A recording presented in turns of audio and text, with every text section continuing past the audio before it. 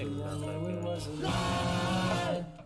And when I woke, I knew that it was time to pray, to make amends before the end, before my judgment day. I looked around, I stood alone, I knew what I had to say. I said it's all my fault.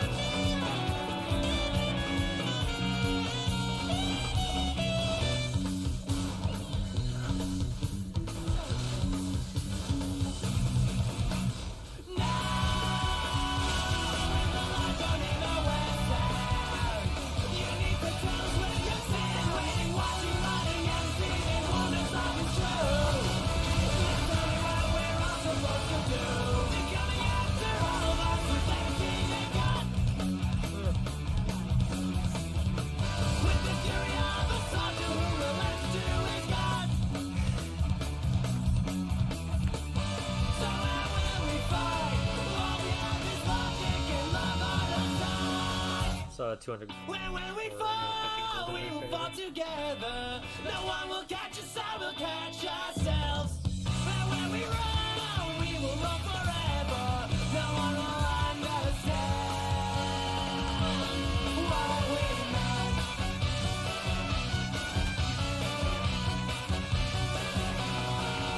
Wanna see it?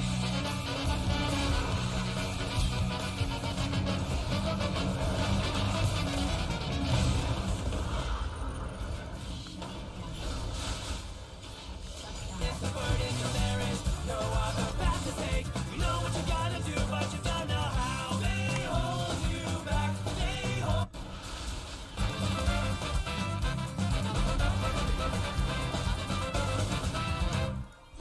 When you were born, you were not alone. Nothing was carved into the stone quite yet, but don't forget. You heard someone say it won't get better than this. That was the sound of your father as he held you up to your mother. No one will ever know a love as pure as the one that you felt right then. They held you up, they held you up, and everybody else that fell to the wayside. This is not the beginning, a prologue to the yarn that you're spinning. A million synonyms will never come close to describe the feeling. Don't ever leave, 'cause if you do, dear, I guarantee that you'll regret the day you did, and you'll miss all the simple things, and you'll see everything you ever loved start fading till there's nothing left but dust. And I believe that every broken bone is meant to be. When it heals, it will be stronger than it was before. And I see things that I pretend that I don't see. Yeah, I store them in my head, love. If only for memories.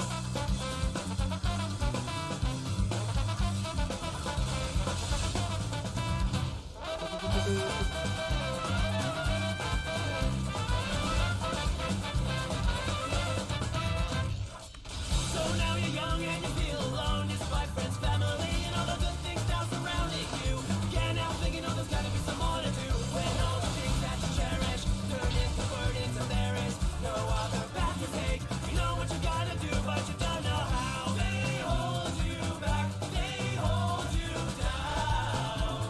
When you kinda feel bad, but you know that you gotta get out. This is your pain, your dilemma. Do you stay in the town where they raise you, or will you sail away? Pull the anchor and go ahead for the come what may.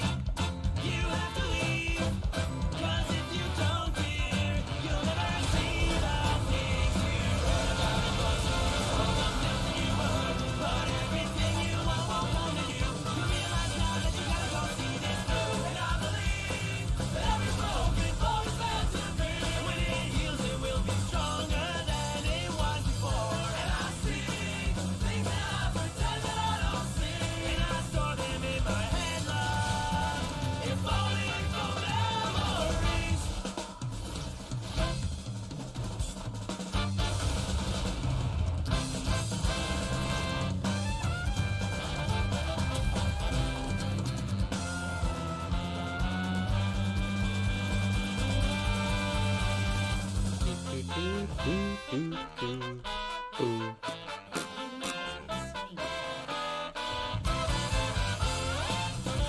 So today we're speedrunning through Age of War 2, a game with 4 different difficulties, and we're going to be doing all of them. We're going to be starting with easy and then making our way to insane. Right away, the first thing we got to do is start time as soon as we hit right there. And for easy mode, it's pretty simple. I mean, it's easy mode. We're going to upgrade our support range 3 levels, upgrade support damage 1 level, and we kind of just chill for a bit. Our enemies are going to use their meteorites, and we don't want to get hit by those, so we kind of just wait. And then right after those end, we're going to send out speedy dinos and some slingers. Yeah, these guys can just kind of destroy the competition, and we're kind of just waiting. We're sending out as many slingers as we can while we wait for a meteorite rain. Those aren't And once we slingers, get those are that, we yeetas. lose that's going to affect everything. We're just going to keep sending out slingers at this point. I'm also going to upgrade my support damage a little bit, and yeah, this is pretty much the run. I mean, it's easy mode. What else did you really expect? It's not going to be too much more difficult than this. We can end off time as soon as we get that, and that's going to be our time for easy mode, 51 seconds. And I'm going to be honest, medium mode is not too different. We start the time right there, and then we use pretty much the exact same strategy. We're gonna get support range up to 2, support damage up to 1. We wait for the meteorite. Yeah, it's kind of the exact same speed run. We're gonna send out our speedy dino once that ends. Then we're gonna start sending out some slingers, and we're just waiting for our meteorite rain. There's not really much else I can say about this. The only thing that's different about this run for easy mode is that the enemies are slightly stronger, so it's gonna take us a little bit more time, but yeah, you can see it doesn't really affect us too bad. We're actually getting really good RP in this one.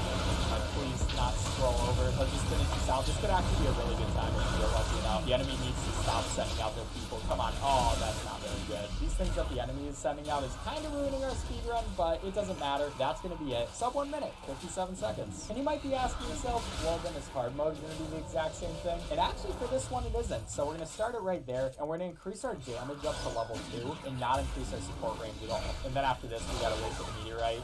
Yeah, this is always going to happen. Not much we can really do about that. But then after that, we can send out a clubman and then a bunch of slingers. These guys are going to go do their thing until we can upgrade our support range to support range level 1. Send out a couple more of these guys, and then we're going to want to send out some meteors. Now, hopefully, we'll get some fairly good luck with the meteors. Doesn't look like we did. Wow, that actually sucked. I don't think we can continue this run, but I'm going to give it a try because why not? So we're going to increase our range a little bit, increase income level once we get the chance, because that's going to make it for every enemy we kill, we get more money out of it. And at this point, we kind of just gotta hope we can make it out until we get these meteors. So I'm really just hoping that we're gonna get some good luck with this, because if we don't, the run is over.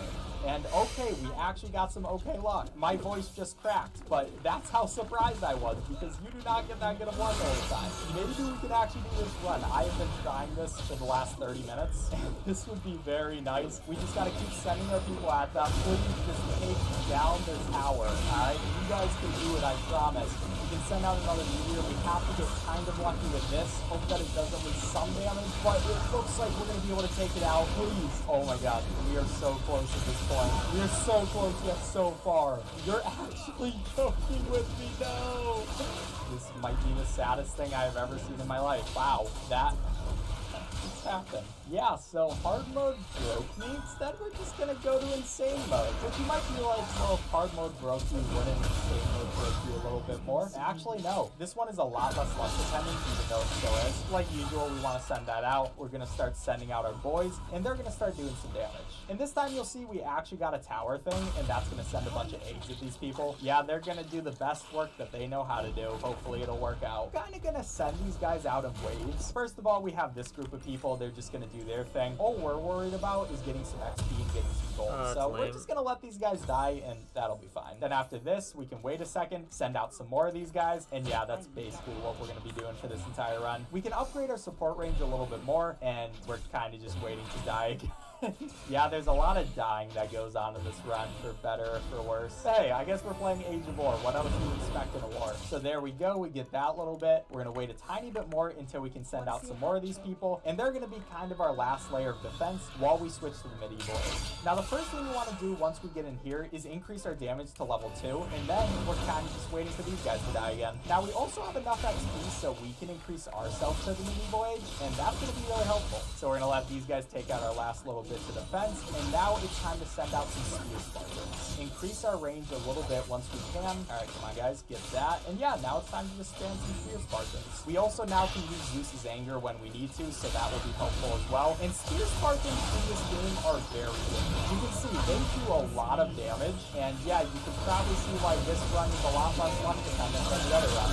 But you can actually complete it. Yeah, this is my first try. I spent 30 minutes playing hard mode over and over again, but there we go. That's the run. I just don't know how I feel about that only taking one try. But that's okay with me, because you can see on the insane leaderboards, we got second place. Sure, might not be first place, but I am very okay with that. Hard mode might forever torment my nightmares, but at least I got that going for me. Second place, woohoo! And then of course with summer in here for both easy mode and medium mode. I'm not actually sure where we are, to be honest. But everything's okay, because insane mode carried me to not be insane. Mario spamming the full limit. That's the name, but you know what? I'm good with it. But anyway, I'd like to thank you guys for watching. If you enjoyed this video, please leave a like on it. It really helps me subscribe to the channel. Really appreciate it. Also, I do plenty of Flash game speedruns on this channel and speedruns in general, so if you're interested in that type of content, maybe check it out and subscribe to the channel. But enough chilling. Thank you guys for watching. I'll catch you next time.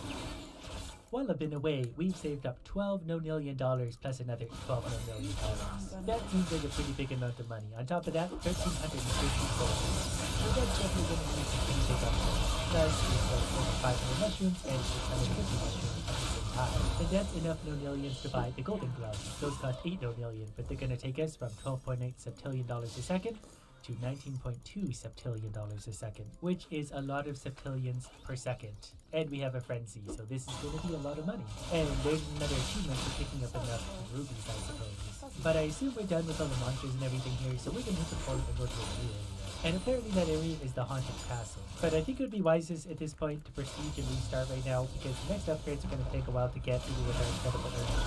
Plus we get the bonus of 1,360 Slayer points. Just after I take care of one little horde, I mistimed that, but we're going to get lots of soul points. So if we do this, we'll get 1,364 Slayer points. Our Ascension points per second bonus is about 12,000. And I think we're going to add another 4,700% on top of that.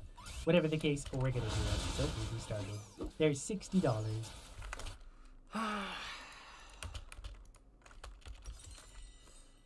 for a shakedown.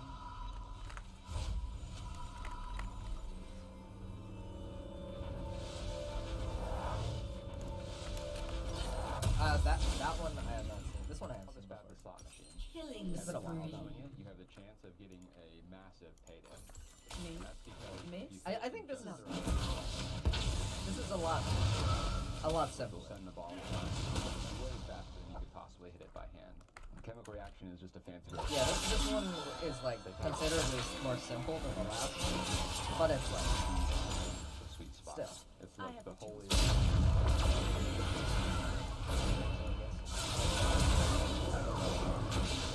yeah. Mark Rover did never miss start for it, but he also needed an $80,000 vision. This guy here is using a Kinect, so you know. There are so many ways this There's thing that. can explode, destroy itself. So powerful. Your This team project has is destroyed a turret. The more you make this happen on big, real companies, it's all like, don't you already have these? That's easy. I wonder what he just does need in his one free more. time. And she says, also, can I said, hey, Tormach, can we work together? And they said yes. Want to see a hat So trick? long story short, Tormach 24 just shoved in my driveway, and there's no way it's gonna fit through my shop door. Like a wolf with its back to the wall, I'm not going down without a fight. You can kiss that and say fucking work. That's the simple, you know. The real challenge is getting these So many ways.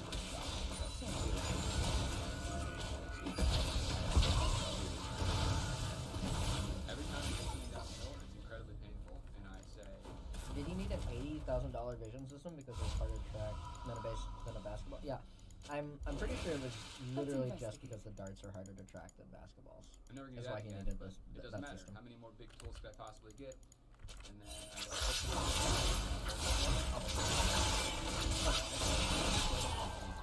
No wait, no, I just want a CNC machine. I want to mill aluminum. I think that would be the coolest fucking thing ever. Don't be caught flat-footed. 4x4 good challenge. And that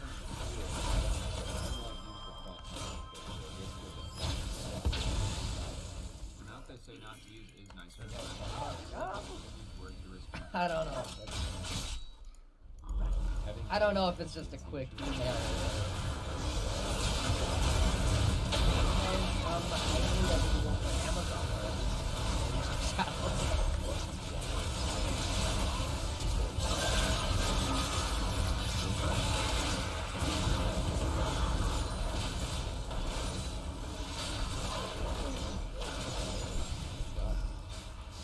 Dude, I love it.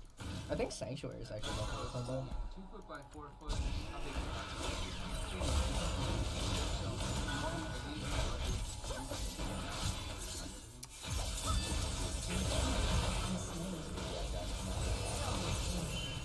Ally has been maybe a slain. rotary table or a tool changer. I really like this. Pretty vacuum done. table. Anyway. Yeah. Setting up CNC routers. knows how to baseball bat from The basic idea is to make a bat with a cylinder Okay. that can shoot in and out. I have the tools for Then it. if the ball hits Yes, this is right it. at the This is- cylinder, this is- I can launch it out really fast. And that'll send the ball slot. fucking like machines, all of it. It's yeah, these are like 22 caliber bullets. So they have literally has the power of 1 to 3 bullets. Fuck, I wish I had a room where space was. Every fabrication technology that I have, Wanna see a how lot of much? my time is spent machining. That's these so things that fucking are cool. Really heavy duty.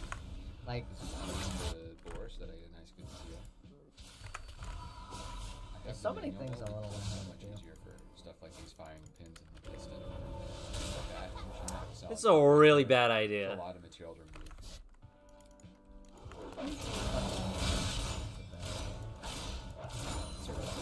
that's a technology later? Yeah, maybe. I can see the metal that goes If my sputtering brain out is the able to pressure deal with it. of the shells detonating inside of it. And how I run the numbers, I can make it look like this thing was totally fine, or that it was guaranteed to explode. So what I'm gonna do, cover and see if I like it. Yeah, 6 deaths, fucking terrible. I like 7 deaths is worse, but you know what? Fuck it, it's a Elo. And really, he's very good at showing trying over and over again. Get back to the story.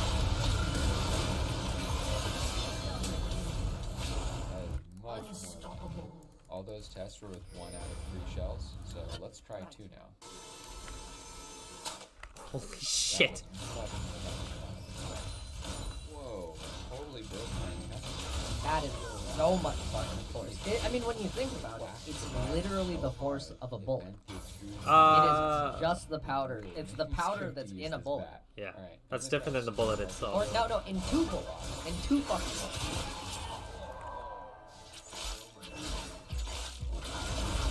Yeah, 2 bullets. He hasn't loaded it with 3 yet. I actually don't think he loads it with 3 yet. In the video.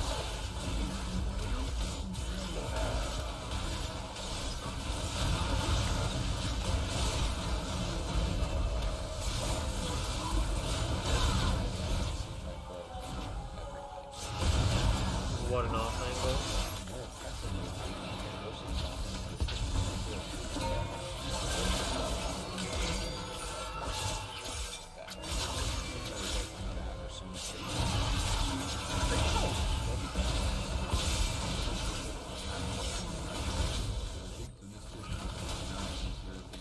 Oh, yeah. He put shock absorbers on his like Yeah. suspension for your car, but for his bullet section. So his hand doesn't rip it off, get ripped off. those springs. Carrier in, so should wear a full set of body armor. Flying off at an angle, and you would think that has even out into my face. So I have this against the bat. Ball looks like when they have no technological help. But when you hit the sweet Time for a spot, shakedown. Whoa. Holy shit. It's sick. It's so cool. It's so stupid. It's so fucking cool. I mean, you're firing off live. God, it's fucking. I don't. The craziest part is that he's able to make these things like every like few weeks. That's wild. So it looks like I'm getting around. I put in the perfect. Yeah. He doesn't do the 3 shells in this video. Well, Wanna see a he's hot a chicken.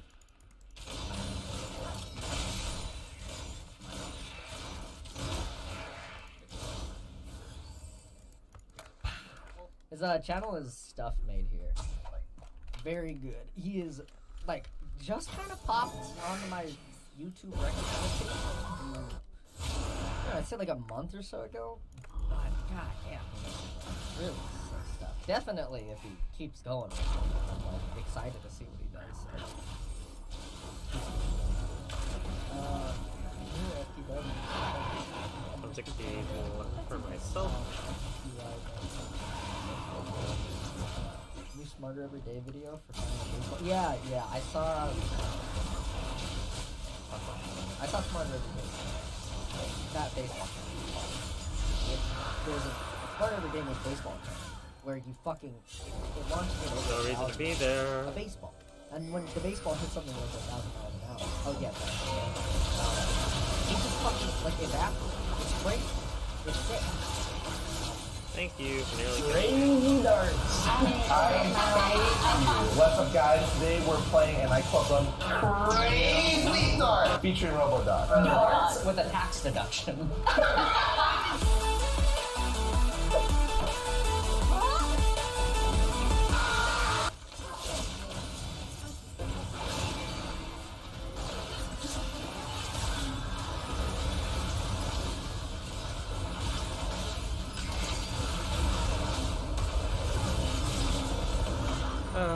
Me being careless.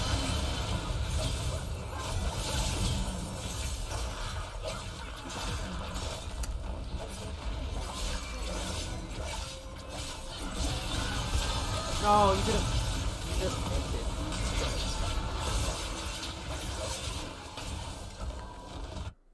So gross. Fucking Hecarim shits a bot lane gank.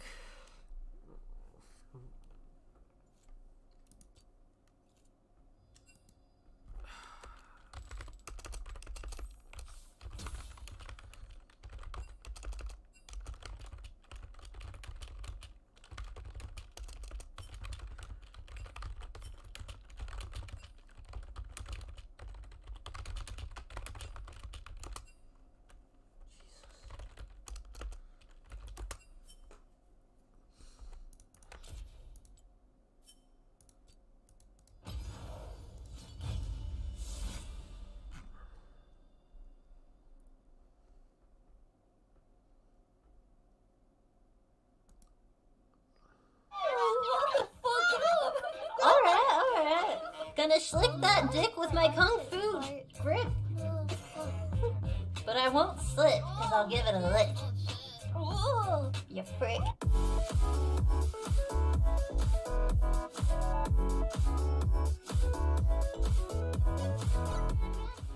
Oh, Canada, our home and native land, true patriot and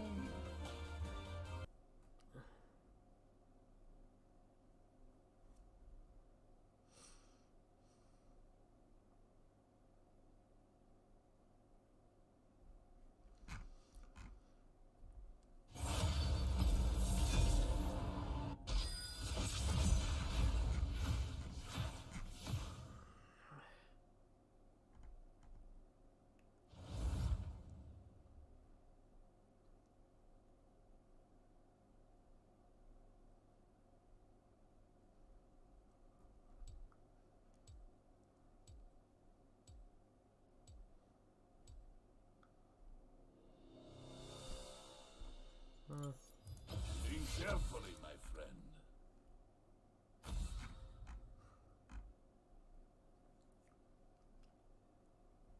Alright, what's the like? don't be a dick. So my streams are a little different, and I like to be cozy, and I like to just encourage people to play cozy games. Play those dumb games that your friends would talk shit about you if they knew that you were playing. Play fucking Townscaper and build a giant penis out of buildings, and play Spiritfarer and fish for hours, and play The Sims and just be cozy, you know, play cozy games and play fucking Skyrim and look at the forest for 2 hours, you know, like just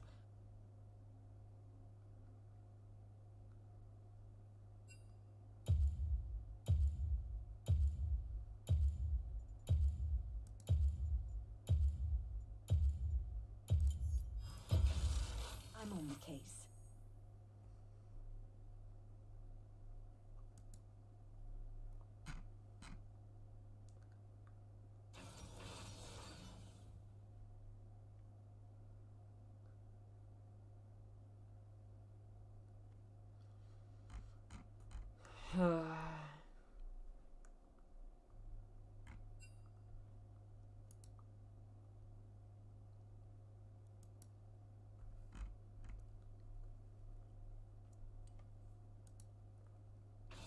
Who's in charge at Camp Gall? Which one of you dorkwads is in charge? Is it you, O'Hanran?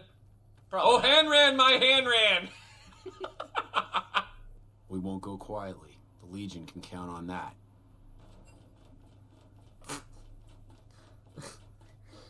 Nevada, don't Oh, change. hell. What is it now? All the How do you Mohawks. like serving in the army? Bet you love it. Man, it's my life. I joined up when I was 16. I don't know how to do anything else. You joined at 16 and you're still a sergeant? Is it because the requirements for promotion are so high? I didn't want to get promoted out of the field. I didn't join up to drive a desk. Well, how'd you end up here at Camp Golf? I've been here since the first push into Vegas. Back in the day, this camp was the hotspot for conflicts with the Legion, Raider tribes, you name it. These days, I spend most of my time trying to beat a little discipline into the soldiers under my command. They've gotten soft with no action. You mean those losers that were sitting out there? Somebody's got to turn them into a real fighting force. Is that somebody you? They're undisciplined, lazy, and they have absolutely no esprit de corps. The squad leader's got some promise, kid named Mags. But as for the rest, I don't see much hope. Well, maybe I can help whip them into shape. You're welcome to try. Hell, maybe they'll listen to somebody they don't see as an authority figure. Let's go whip these troopers into shape! Hey there, Poindexter. You've managed to become extraordinarily well liked by the top brass. You should exploit that for your own gain wherever possible. Sergeant McCready asked me to talk to you about getting your squad in shape. Well, this is an unexpected variable. I had hoped to coast on an easy wave of mediocrity to a cushy government pension. Guess you don't feel so smart now, huh? Your insults are both unhelpful and unwanted. That's why I'll thank you to keep them to yourself. Y'all sure are a big old hero. I gotta write my mama and tell her I met you. Why don't you tell me about yourself, huh? I was born on a farm out in California. Not much. Me, Ma, and Pa, my two sisters, and about 40 acres of corn and Brahmin. Corn! Didn't ever have any problems, really, except for some lean years. Then I joined up and got shipped out here to New Vegas. How'd you end up in the army? Well, as it turns out, we had a string of bad harvests a few years back. Pa said he couldn't afford to feed but 3 youngins or we'd starve. As the biggest one, it was my job to go join the army so as my sisters could eat and so as we wouldn't all be killed by raiders and Jesus would love us. It's all right, I guess. I don't like all the fighting we gotta do, though. I don't understand how you leaving has anything to do with Jesus loving you. Jesus was trying to make a move on his sister. Oh, it wasn't Jesus, it was Jesus. Yeah, and O'Hanrahan was cock-blocking him the entire time. And O'Hanrahan's dad is like, now, O'Hanrahan, I don't know why I'm calling you by your last name. So I'm your father. You need to leave and stop cock-blocking Jesus from having sex with your sister. We need more kids out here to work the farm. Did you say you were afraid of fighting like a coward? I ain't scared. I just don't like hurting folks is all. Ma always used to tell me, boy, you're the biggest and the strongest, so you mind yourself. Every day she told me that. Guess I done took it to heart. Pleasure meeting you, O'Hanrahan. We're going to talk to the rest of your squad. I don't think that's within regulation. That is the highest of high and tights. Oh, shit. Here comes the brown noser. What What can you tell me about Camp Golf other than that you hate it and it sucks? Whole place used to be some kind of rich bastard resort back before the war. Now the Rangers use the old resort and we grunts get to live in tents. Fucking typical. Alright. Oh man, when we got sent to Africa, we got 2 guys that fell out of heat stroke the first day because they had to sleep under the freaking 120-degree sun. Oh, that seems like a great idea. Don't worry, we had plastic tents to sleep in that had no ventilation. Yes. They have no ventilation, so they just keep all the humidity and the moisture in there. Me and another guy had night shift, so we spent the entire night shift guarding the equipment. And then during the day, everyone else went out, and we got to sleep in the hot, hot sun. Oh, God. And it was already steaming hot at 9 in the morning. So I couldn't sleep. I'm naked and I'm still sweating, so you know what? Forget it. I'm just going to put my gear back on, and I'm just going to use my off time to play cards, because there's nothing else I can do. Meanwhile, the other guy stayed in the tent for about 15 minutes and started getting delusional, and he starts yelling, "Hey Mike, are you feeling hot?" And of course, because I had left, he didn't hear anything, so he starts panicking, thinking maybe I had passed out. So he jumps out of his tent in nothing but his boxer shorts. He starts tripping open tents because he can't remember which one I'm staying in, yelling, "Mike! Mike, where are you? Speak to me, Mike!"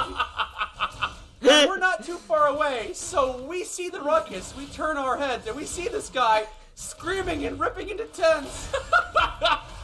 It sounds like a vision from a meth-fueled nightmare. Like he was high on angel dust and was just ripping open tents trying to find you so that he could eat your organs. Well, thank God he couldn't find us. He was playing Caravan. Oh, God.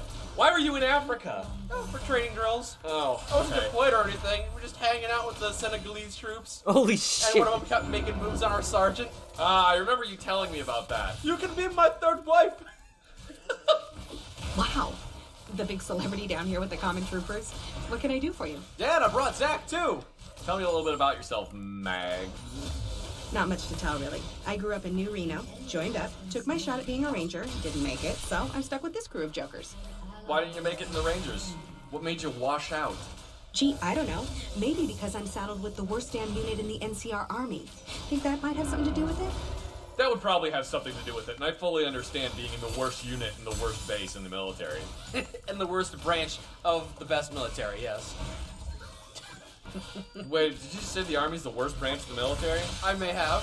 There's a whole lot of stereotypes about soldiers eating crayons and glue.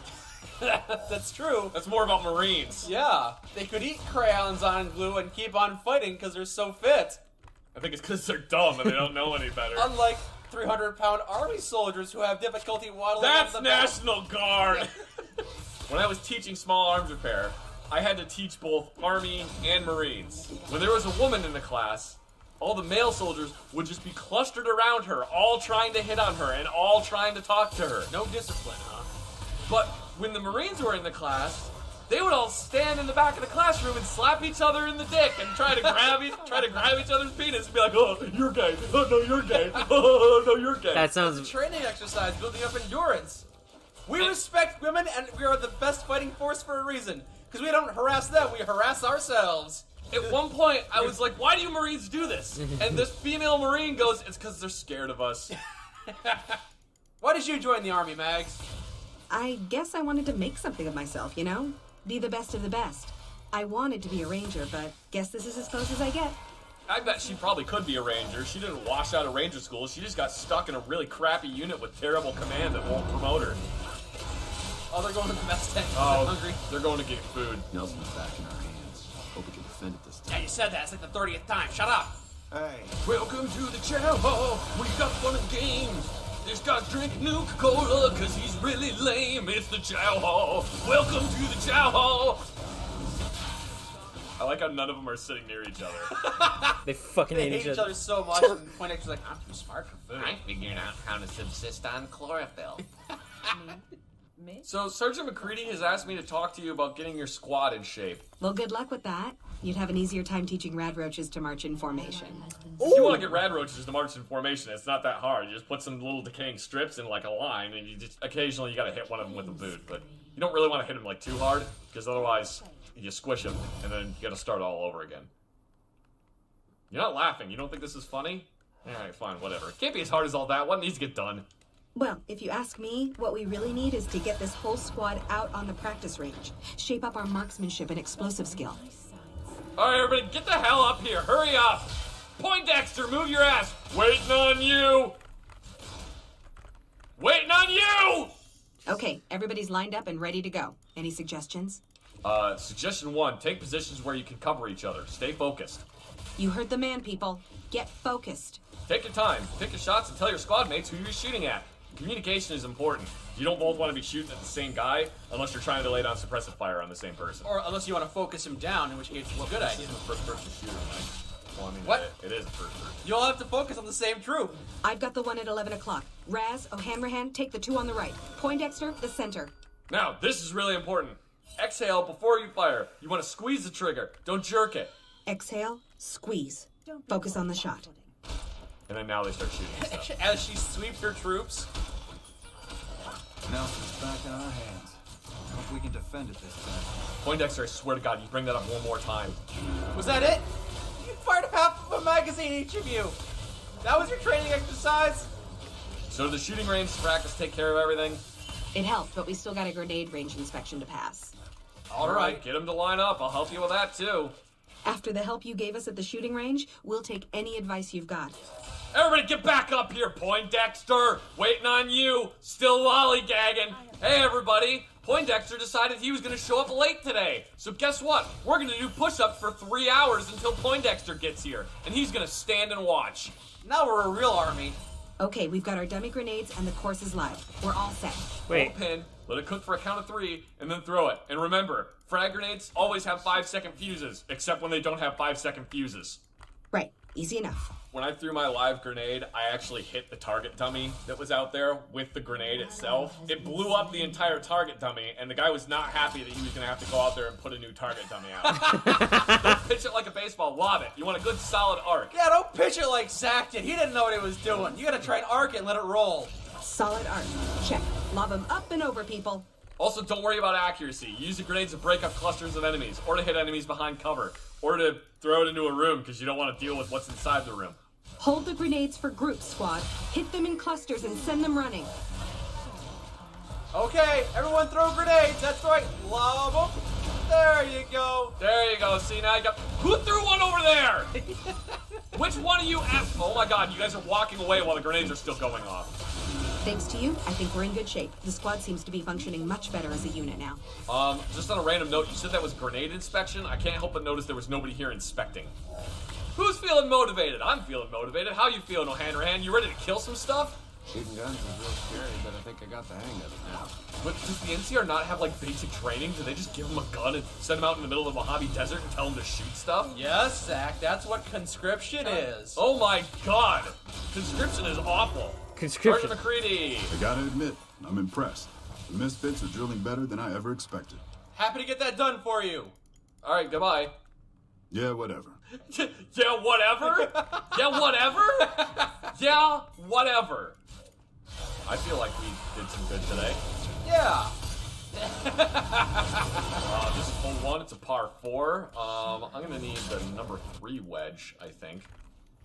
Are we going to use the ashtray? Silence on the putting green, Mike. 4! I sliced it. You gonna try and take a mulligan on that one? 5, 6, 7, 8, 9. I'm just gonna put you down for a triple bogey.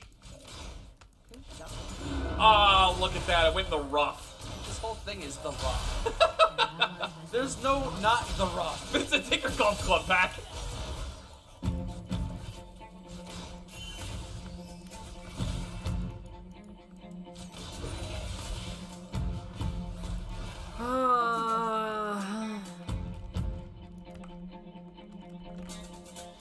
Give me your sweet roll. Give me that sweet roll, Raz. Fucking Bethesda.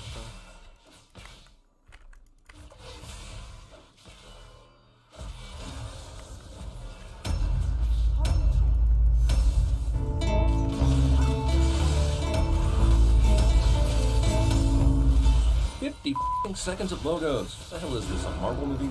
Comcast. I think you said left on Peacock. Andre is all the way out in the suburbs, which means he either drove, Ubered, or cabbed it here, but for some reason doesn't stop right in front of his destination. You know how they like to do motherfuckers out here, man. I'm gone. Then why are you crossing the street instead of running in the direction you were already going? Knowing what we know later, was Jeremy driving around this neighborhood on the off chance that somebody like Andre would be walking around here tonight? If so, what a lucky freak. This is an orgy of evidence that this is a hipster apartment. Patent leather furniture? Check. Exposed brick wall section? Yep.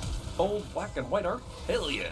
Manicured kitchen with probably organic herbs growing? Of course. Tiny hipster dog on an orthopedic bed? You got it. God damn, this movie is already lamping the out of some lamps. There are 5 of those in this tiny studio apartment. Do they know I'm black? No. Why would Rose say no to this? Having Chris believe that her parents don't know he's black immediately raises his suspicion, which is totally antithetical to their plan. The movie conjures up horrible Ring 2 memories within its first 10 minutes. The deer came across the street from the left to the right, so there's no way it dislodged the passenger side mirror. Apparently, the magical deer also briefly took control of the AC in the car, considering it went from off to on, then back to off within a matter of seconds. Nearly a full minute of Chris slowly walking towards a dead deer. So in the future, the number to call is Animal Control Services. Seriously? They had a wreck on a public road that might have affected traffic. This asshole cop seriously has too much to do in this sleepy town. Be annoyed by automobile accidents? He wasn't driving. I didn't ask who was driving. I asked to see his ID. I'm gonna go ahead and remove a sin for this scene, because while it's easy to think this is just a typical horror movie protagonist hidden fear cliche, it offers the opportunity for a scene with incredible subtext. Yeah, why? That doesn't make any sense. You find out later this is a ruse to ensure Rose has Chris's complete trust. But does Rose really need this moment to endear herself to Chris? That's She's fucking been working annoying. for several months by now. But I'm telling you, I do not like the deer. I'm sick of it. Time I see a dead deer on the side of the road, I think to myself, that's a start. Deer shadowing. Also, Discount Cubs manager Joe Madden. This is Jeremy. It's Rose's little brother, and there he is. I've heard stories. Expositional photography. My mother loved her kitchen, so we keep a piece of her in here. Jesus, Jordan Peele so expertly drops subtle hints about the overall reveal that you'd think he's a seasoned veteran director, but this is his first movie. For that, I'm definitely taking a sin off. Also, having said that, this line makes no sense, considering Dean doesn't go on to say which actual piece of his mom that they keep in here. So, damn it, I gotta give that sin right back. We hired Georgina and Walter to help care for my parents. Funny thing is, they are my parents, but we thought the best use for them was to keep them around the house and amp up the creepy factor for all potential guests and kidnappees. So we through this part. Raided their liquor cabinet. Oh, Tell me this isn't true. I filled the liquor bottles with water. Okay, is this a made-up story? Because it doesn't sound like one. If not, how the f did Jeremy and Rose get away with filling the liquor bottles with water without anyone noticing after all these years? Are the bottles still here? Why is the entrance to the tiny closet open? We later know that it contains secrets about Rose's past, so she wouldn't leave it open. And if Georgina did it, when the hell did she slip in, since Chris hasn't fallen asleep? The closet door thing is an interesting detail in this movie, but it doesn't make any goddamn sense the first time it's open. Movie is playing on our expectations of horror movies, with the someone walks by quickly in the background, complete with a music stinger trope. But in the end, it's still that same trope, an unnecessary jump scare moment in a movie that is already plenty creepy.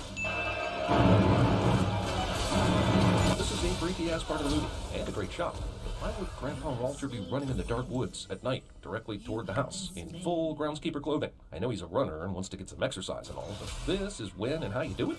Do you realize how dangerous smoking is? Character that was sitting in the dark turns on the light as the protagonist walks in cliche. Come in and sit with me, please. This is the crux of the movie. If Chris doesn't go out for a late-night smoke, he doesn't run into Missy, and she doesn't gain hypnotic control of him. The problem is, what would they have done if this didn't happen? Even if they suspected he would, they couldn't have known he was going to sneak out that night. I mean, the party's tomorrow. What if he avoided Missy for the next 12 to 15 hours? We do use focal points sometimes to guide someone into a state of heightened suggestibility. I know this is a movie and all, but this movie's portrayal of how hypnosis actually works. What do you do? I don't mean to go through a movie and keep removing sins and all that, but Daniel Kaluuya, Catherine Keener, and Jordan Peele are killing this scene. I'm removing 3 here. Probably would remove more, but I'm an asshole. Now you're in a sunken place. It's like The Further, but it gets high-definition TV from a distance. Also, the best way to keep your hypnotized subject relaxed and suggestible is to terrify the f*** out of them. In addition to being the housekeeper, Georgina's other job is to provide the movie 75% of its jump scares. Walter's been presumably chopping for a while, given the pile of wood beside him, but Chris doesn't hear him until it's plot convenient. Also, yep, it's a horror movie, so wood is chopped. Despite a few rebels, this is still essentially the all the bad guys driving black SUVs cliche. Also, are all the people coming in at the same time? Did they coordinate their arrival to the party? That's great. Secret. Gordon loves Tiger. Oh, best I've ever seen, ever. Hands down. The movie expertly navigates the facade of going out of one's way to not appear racist as still being racist. You didn't think you'd see this in a fairly low-budget horror movie, did you? This is a fancy party with rich people at a fancy estate, but they're serving early times as the whiskey. You can buy that for $3 and a used scratch-off ticket. Chris was just telling me how he felt much more comfortable with my being there. Why is this couple even here?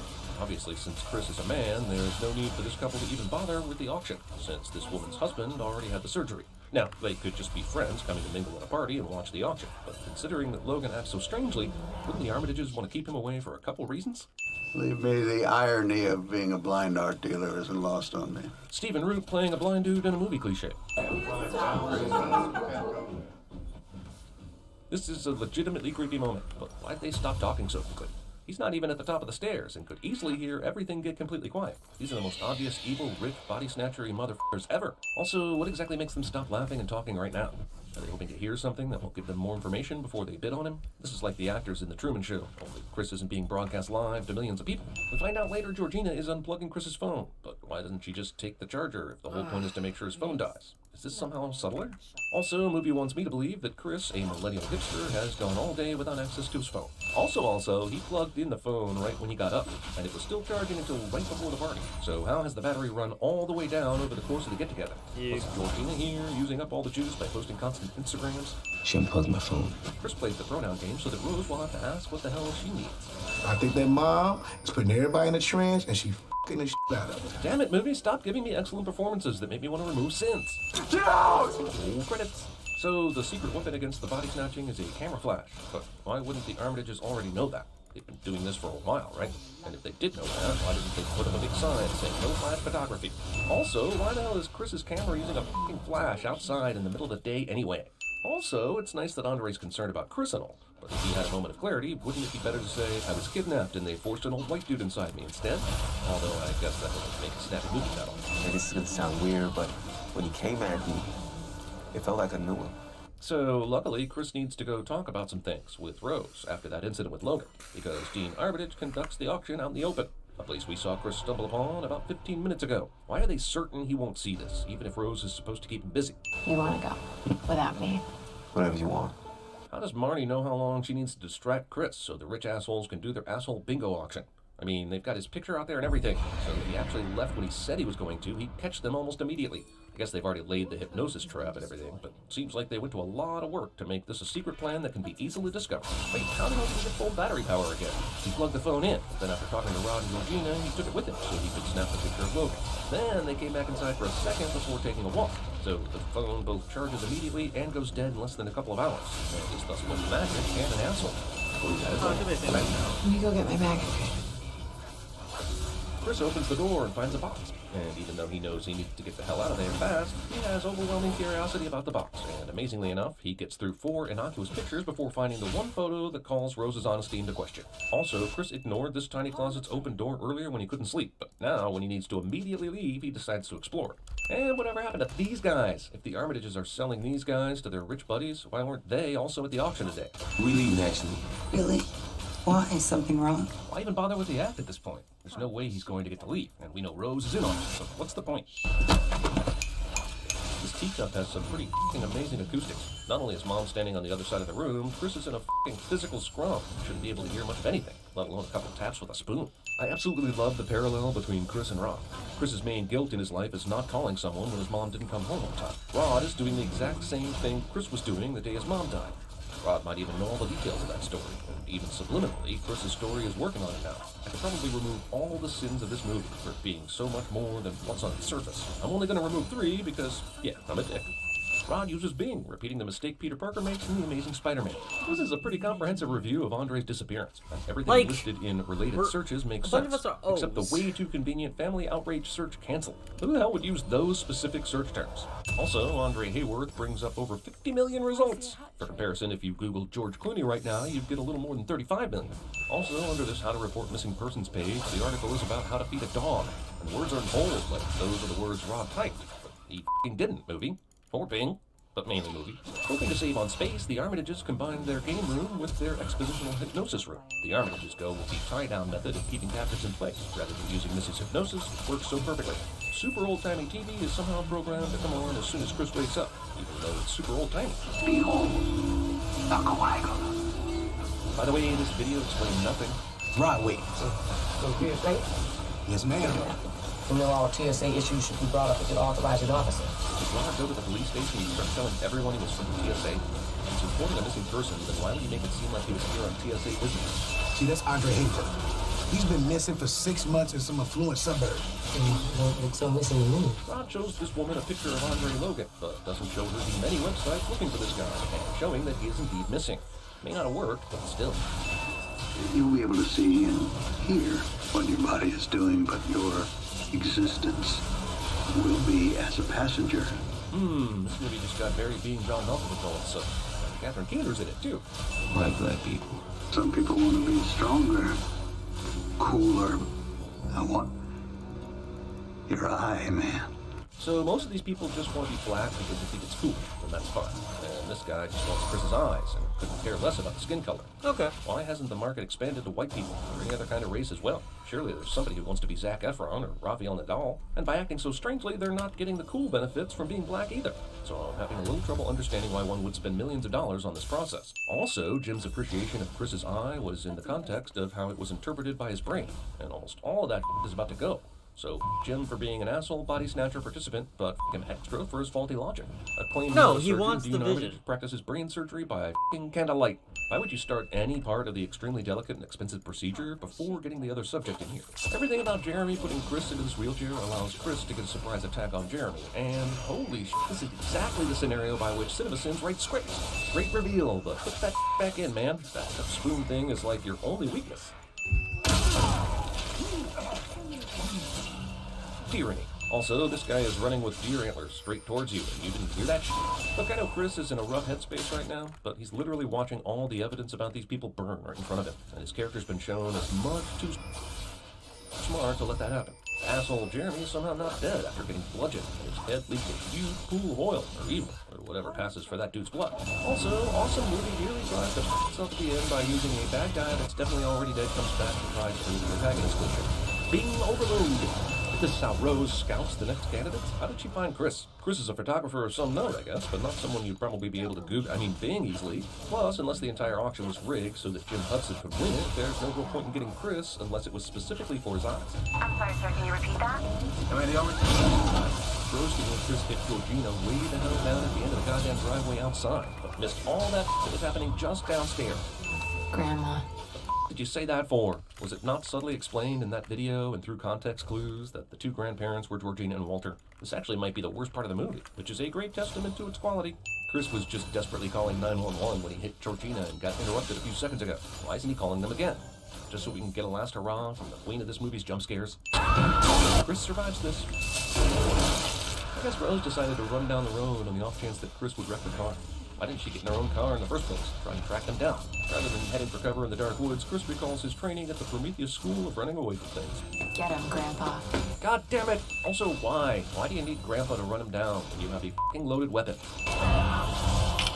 Rose definitely sees this flash, and knows what flashes do to the subjects who have undergone this procedure. And even though Walter says, "Let me do it," in that totally not old white guy way that totally tells us he's not Walter anymore, Rose doesn't see any reason to take caution. Man, Rose sure does have a killing boner, eh? I mean, she could be calling for help instead of trying to finish Chris off, considering she's dying and all. Holy shit, I'm taking a sin off for this too. You know what would actually make a great prequel? The story of this chick. How you find me? I'm T.S. Motherfucking A. Haha, that's hilarious. I'm laughing, but I'm also giving a sin for the TSA being able to find somebody out in the middle of nowhere with no clue. Consider this situation. Fucking handle. I love this line and this ending so much, but they're leaving all the dead people there. Call somebody. Protect some evidence. You've been smart this whole fucking movie. Keep smarting.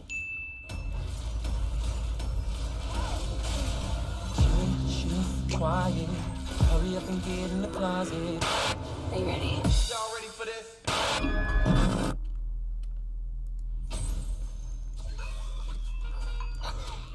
I asked for Mai Tai and they brought me a pina colada and I said no tall. No tall.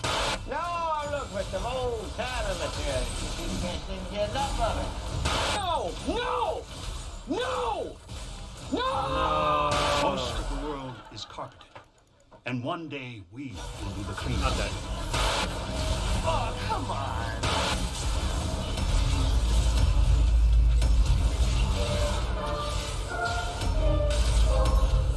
I regretted that. Comcast. Look, you know there are 45 seconds of logos in this movie. I don't need to point it out like an asshole, but we've also got a reputation to uphold. Sometimes you gotta play the hits. Read it, you see? Also, in case you want to defend this movie as solely a metaphor, just remember it set up the entire film by giving factual information that set the rules the entire film will have to live up to. Spoiler alert, it won't. Okay, let's just get this out of the way. Jordan Peele's attention to detail and symbolism is astonishing right from the beginning. The 11s that represent the twin ones, the movies like Chud, The Man with Two Brains, Goonies, and more. The Twin Towers mentioned in the Hands Across America ad, both as a symbol of tragedy and another instance of twins, or 11, the twin reflection of young Adelaide in the TV between commercials. commercials. Even this hanging wicker sculpture is ominously reminiscent of the idea of the tether. I'm just saying, for as much as I will eventually bring down on some of the story nonsense, the eye for detail here kicks major ass. Now, can I please get back to being a nitpicky asshole? This scene is set in 1986, but this VHS edition of Chud was not released until at least 1993. I feel much better now. Jeez, the opening of this movie has more 80s nostalgia porn than an episode of The Goldbergs. Right now, you could walk away with a prize from the second level, or you could keep going for a prize from the third level. I want number 11. Wait, the second level has a f***ing Thriller t-shirt? In 1986? That's amazing. What do they have on the third level? The actual Madonna? This dude walked up to this game like he was the whack-a-mole champ, but he's spending the entire time hitting the same goddamn hole. At this rate, he won't even qualify for the Starship t-shirt on the bottom level. Okay, we aren't even 5 minutes in, and I may already be sick of the 11 showing up everywhere. Is it possible to be both brilliant and excessive? Is this movie possibly brilcessive?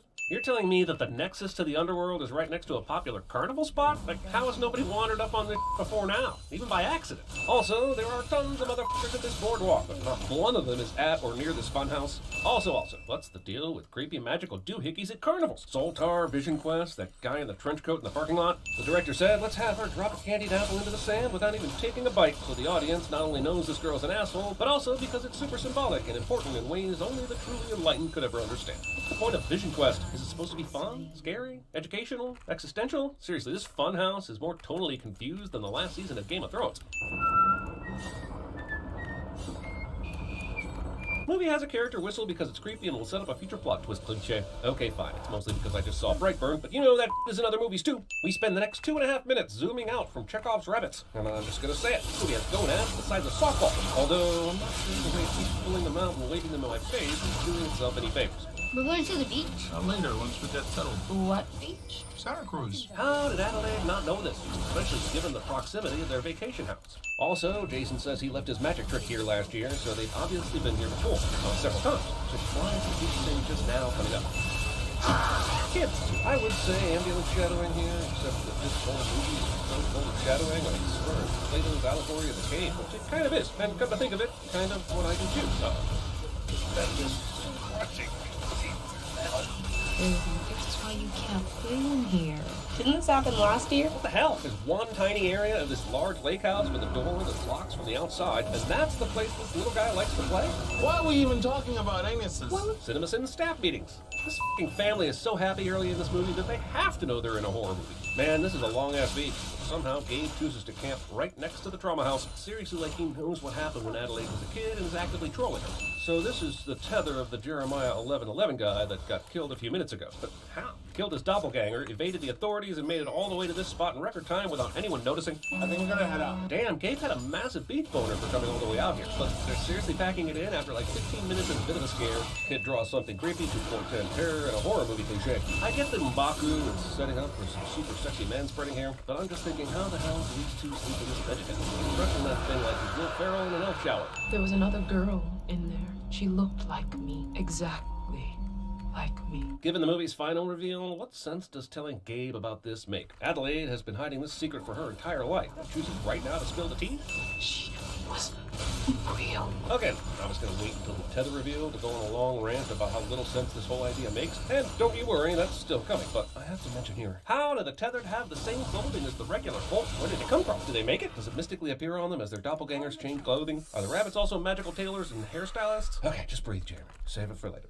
I'm pretty sure I could kick your ass, so she looks like you. Okay. Man, Winston Duke acts so goddamn much like Jordan Peele in this movie that he really should have just saved some money and played the character himself. This is like watching Kenneth Branagh do a Woody Allen impression in Celebrity. There's a family in our driveway. Is the kid trying to be creepy? Seems like he's a pretty normal kid, and every other kid would at least be kind of worried at this point of the home invasion. Can I help you? What's the point of the silent stare? They're here specifically to kill the Wilsons and start the revolution, right? Do they taste better when they're scared or something?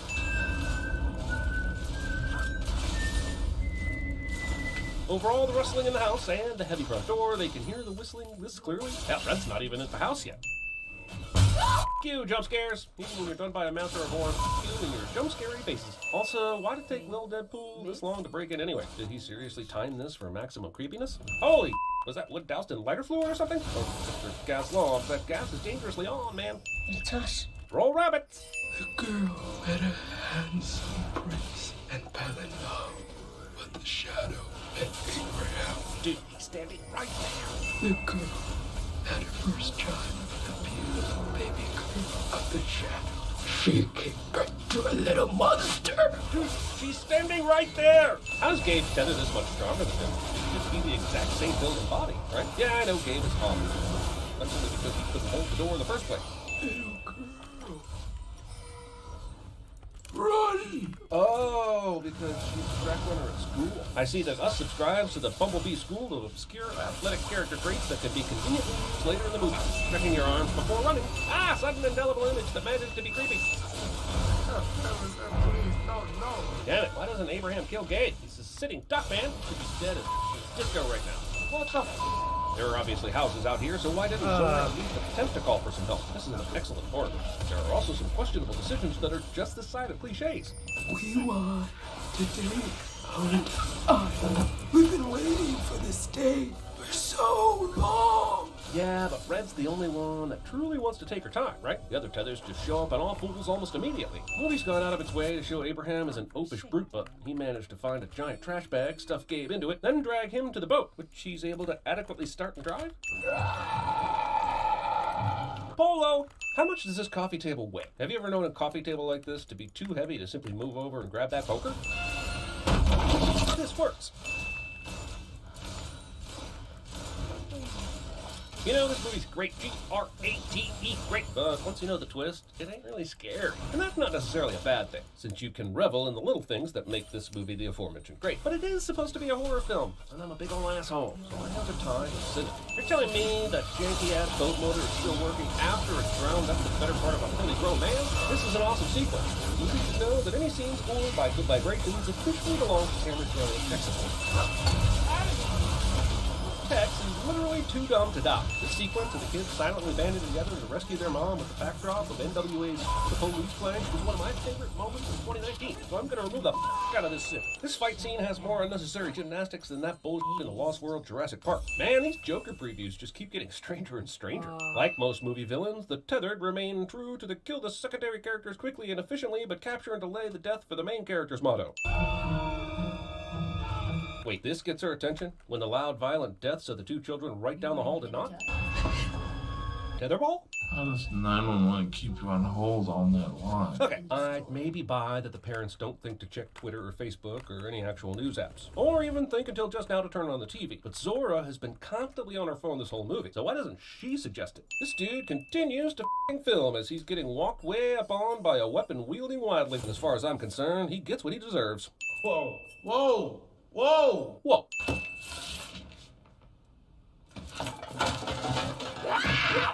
What is up with the rando deaths, non-deaths of the tethers? Handmaid's Tale was taken out by one swift bonk by a grade schooler, but one of the Friends twins survived a massive head wound and a plunge off the balcony?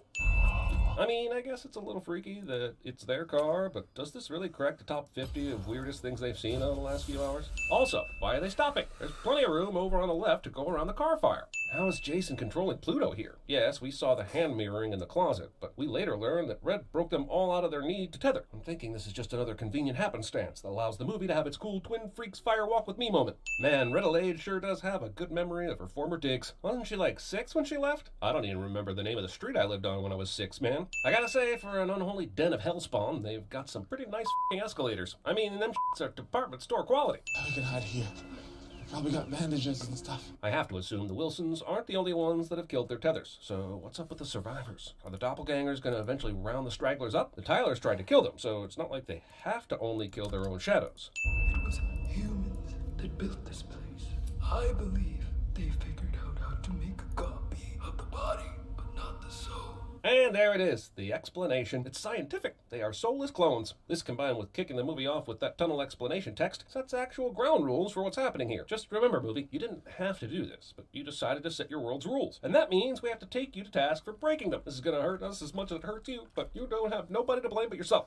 They created the tethered so they could use them to control the ones above. Yeah, but all of them? Like, at once? It's clear from your Hands Across America project that the Red Rovers are at least nationwide, which is currently around 327 million people. Are you saying these scientists created a soulless body for the whole country? If they did one a minute, that would take over 600 years, and that's before we consider... For generations, the tether continued without direct action. Generations. Generations. Let's be generous and say that this was early 1900s. Do you know how many people have lived and died in the last 100 years? How were the red dead bodies disposed of? If they didn't create a clone for every single person, then how did multiple generations stay synced up? And if they did, what about people from other countries that moved here? What about immigration? What about kids from marriages between a U.S. and non-U.S. resident? Those kids just appear out of nowhere? And let's go back to those tunnels mentioned at the beginning. Thousands of miles of unused tunnels. You think that's enough to house 300 million people? Even if they were packed in like sardines, that's not enough space. How many rabbits would it take to feed them all? What about water? Where do they They don't all have beards or hairy legs, so how do they shave? Do they have sex to produce the clone offspring? How does the birth control above factor into birth control below? And let's talk about transportation. It's obvious that tethered are in the same location as their counterparts as seen in the shots of all the people at the amusement park doing things like eating or roller coasting. But how do they stay together when the geographical spaces are so drastically different? And what about this ornate plan? How did Red communicate it across the entire country? How do those that didn't see the dance untether simultaneously? Where did they get millions of jumpsuits? Gloves? Scissors? Damn it, movie, you have some of the most impressive symbolism and metaphor I've ever seen. Why did you have to ruin it by tethering yourself to such nonsensical world building? Honestly, considering the quality of food I've gotten at local carnivals, the raw rabbit may be the better choice. Huh, I didn't realize they were putting out 2 remakes of Suspiria within months of each other. Lupita Nyong'o went. Wait, the dad said she was only gone for 15 minutes, and the mom seems to agree. So that means that the real Adelaide wandered all the way down to Vision Quest, made her way through the Hall of Mirrors, got choked out by Red, who dragged her all the way down to the tether region, chained her up, changed shirts, then went all the way back to the boardwalk? In 15 minutes? It takes me more than 15 minutes to pee, for Christ's sake! All this said, this final twist happens, showing the beauty of the idea that we are the same as any enemy. Them is us is them. The caution that when we try to judge others, we indict ourselves. It's almost enough to make me give all those sins back. I said almost. Run like a man, you get a suit. Are you a person who loves this show but doesn't own any clothes? Are you sitting there completely nude wondering if there's any way you can display your love for CinemaSins properties while also presenting yourself in an acceptable way in a public place? Good news, everyone! We here at the Sins team have launched a new merch store with the help of Teespring. With these products, you can cover your body in a multitude of ways. Want something a little breezy? Try this. This is a CinemaSins shirt. Want something a bit more modest? This pullover hoodie has got you covered. We've even got a few badass posters and one killer mug that will distract everyone from the fact that you're not wearing pants. So, check out the links below and buy yourself a damn shirt for once. Will you, for the love of God, put on a shirt? Mug does not actually commit murder. What do you think, Daddy? Should we stop or keep going? I want the tiger. I know, honey, I know, but... But you suck. You don't get the tiger if you suck.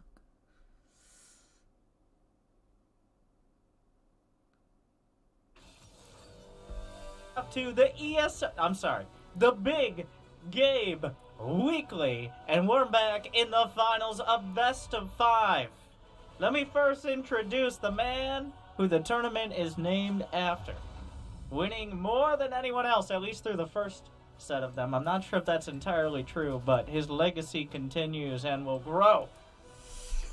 And we didn't think it was possible, but in the top left, the German Terran player on Mouse Sports. It is Hero Marine! And the crowd cannot be seen for the gravity well that is Big Game.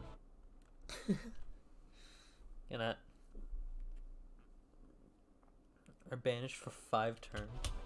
Wow. Yeah, suck them all in. Gravity well that is Big Game has sucked them all in. That's a pretty powerful card. It's also pretty useless. He's won 27, and this is number 56, I think. So that is a ridiculous level of dominance, especially when you consider. Jimmy, can we consider? On the other side of the map, in the bottom right, a player who was not even born. He came out after Brood War did. He's got more APM than the entire Bronze League combined and then some. He's the Slayer of Cyril, and so many more. It is. I wonder what his card would be. On Team Clash. 30 seconds It's like, you may play cards for no cost, but your turn ends in 5 seconds. Double damage for Rain. Wait, so he gets. I have no Wait, he idea gets times 2 how against he came up Zerg? with that name. I don't know, maybe the Italian version of Rainer is with an E or something. But Either way. Or maybe he's just like, it's Raynor, but it's different. And also I play Zerg, but it's my favorite character. We've all made names when we were 12 years old that we wondered after, like, why we did that. Some of us are well into their 20s when they choose a name that is incredibly poorly optimized for search engines, despite basing their entire career off of essentially search engines. Is he talking about himself? Nesty. Oh. Alright. Did it... Well, as we all know, in the Big Game Weekly, Reapers actually do damage to Zerg players, and even when Clem isn't playing. We said it was a spell. He just originally said it was a spelling mistake. I mean, we've all been there. Just misspelled. I didn't think Italians had a different alphabet, but like maybe their interpretation is different. I don't know. Raynor. I can't do it. I'm gonna butcher it. Raynor. And I'm gonna anger all of my Italian fans. I apologize. I'll send you a juicy pineapple pizza to make it up to you. Meanwhile, after all that is said and done, Hero Marine, of course, and now this has become the standard. Big Game's been doing this for years, but it's kind of shifted back into the meta. Is 3cc, super early 3cc. Even before really getting a starport up. So early that if you want to oh my god, he's going Mac. Big Game giving us the Big Mac. Wait, where is that factory? Oh, he's hiding it. He's hiding the Big Mac. He's gonna take Raynor to McDonald's. McDonald's, you gotta pronounce it more, otherwise the pun doesn't work. Come on. It's just a terrible pun. I'm excited to see it. It's been a little while. He's definitely played in the past like a Battle Mac style, where you focus more on Cyclone Hellion. Wait, what? What is this? Oh no, it's Biocurious.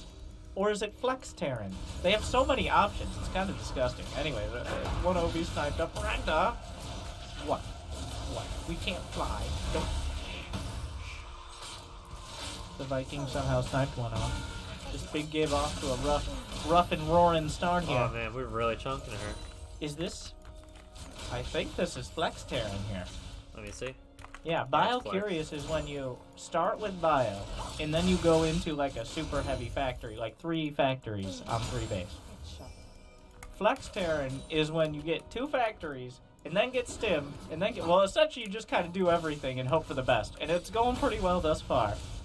Because right now, Hero Marine, not only did he go for a quick 3cc, not only did he get 2 factories, not only does he have Stim, he's also getting an armory and a medevac. Gets a Queen... Gives her the bouncy house treatment, which is fun until you die. So it's fun for the rest of your life.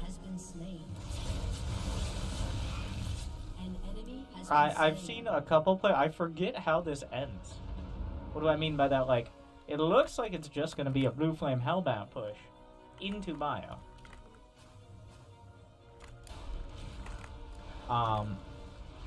But I mean, you can keep making Hellbats. What year is it? I mean, Hellbats the are Viking finding decent. 3 Overlord kills, which is just unheard of. And then here come the Evo Chamber's not actually walling off, which is surprising. Usually you'll see a wall off if you're going to make your Evos at your 3rd. Only getting a couple drones here, but Hero Marine doesn't need to do economic damage like you usually typically think of a Terran. Because he got a 3rd, right now he's got 60 SCVs running the gauntlet of Queens. Very judgy. They're very judgy.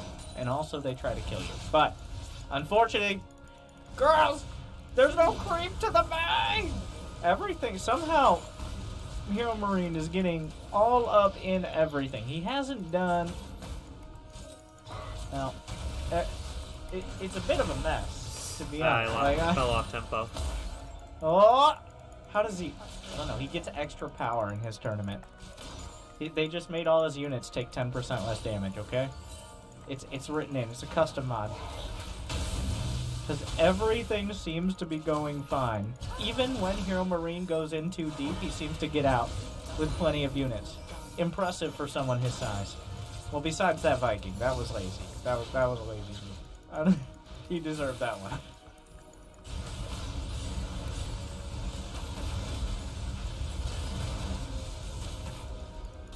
Clearing out some creep. I mean, it's not like Raynor. Is that a Baneling drop? Oh.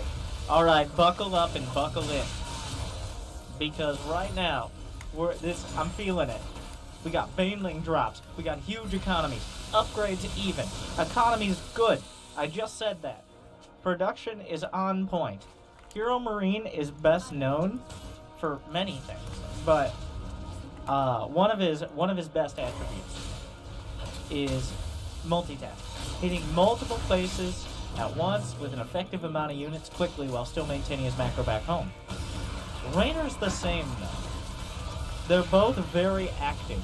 They can't stand still. They don't want to just sit back and make the right units. They want to get something done while they're Brandon, what are you doing? Oh my god, Karen, we told you not to go out there. This is what happens. The Blue Flame Hellbat, they don't seem to have convinced Raynor that this is Meg. The Knitting Crew is on the way. Wow, that went poorly. Well, here's the thing though. If you're trading Banelings for Hellions, but at what cost? Because remember, Banelings cost gas, and they can only attack once. So, it's not that, like, losing 8, 9 Hellions or Hellbats for a dozen Banelings is not a terrible trade. Especially if you have 77 SCVs to fall back on. Raynor, of course, has a great economy, but remember, this is only a 900 difference. It looks dramatic, it really is. But here come the Marines, the next course on the menu. Meanwhile, at the back, also, a drop at the third. Also, that medevac's hanging out. Widowmine on the ground. Dealing with the Banelings at the side, and the wall is there, and the Banelings shouldn't... Well, yeah, what are you gonna do? Okay. Moving on. I believe the Overlord was taken out. Widowmine still firing, unfortunately doesn't get much. Another medevac. Medevac's going in, medevac's going out. Hard to keep track of. We got in looks a little bit more like an airport than a concerted attack here from Hero Marine. Another Widowmine, medevac's at the natural. Some more Widowmines, Drilling Claw's not done yet. Attack at the front, Raynor trying to handle it. Raynor chilling at 500 APM, Hero Marine at 300 something. Of course, some of that comes from just Zerglings taking a ton of APM to make. Yeah. Also, Hero Marine, that German efficiency. Sniping the base, he's got enough medevacs, he picks them up, he gets them out. The appropriate amount left behind in order to buy time so the rest can survive. How does that... All of this, what Hero Marine has done, he's safely secured his 4th, he's got a 5th on the way, but Raynor, remember, he's not a pushover. Not at all. Raynor's he's biting around the edges. Both sides are, but mostly Hero Marine. But Raynor hasn't really been slowed down. He's just been kind of... He's got everything he needed, just not everything he wanted. Is a better way to describe it. Like, he would love to have all of the hatcheries on this side of the map, but you can only mine from so many with so many drones. Especially, we're 10 minutes in. The main isn't even mined out. The incomes are redonkulous, is the technical term. 3,700 minerals a minute for Raynor, and Hero Marine quite close to it. He drops a couple mules, he'll surpass it. And on top of that, 1,300 gas, 1,200 gas a minute. So 5,500 a minute per player. They're spending it. Look at the money. Somehow they're maxed, but still finding ways to spend it. Only now is Raynor banking up. And that's where much of these hundreds of actions go. But wait! The Knitting Crew cut down Regicide from Big Gabe.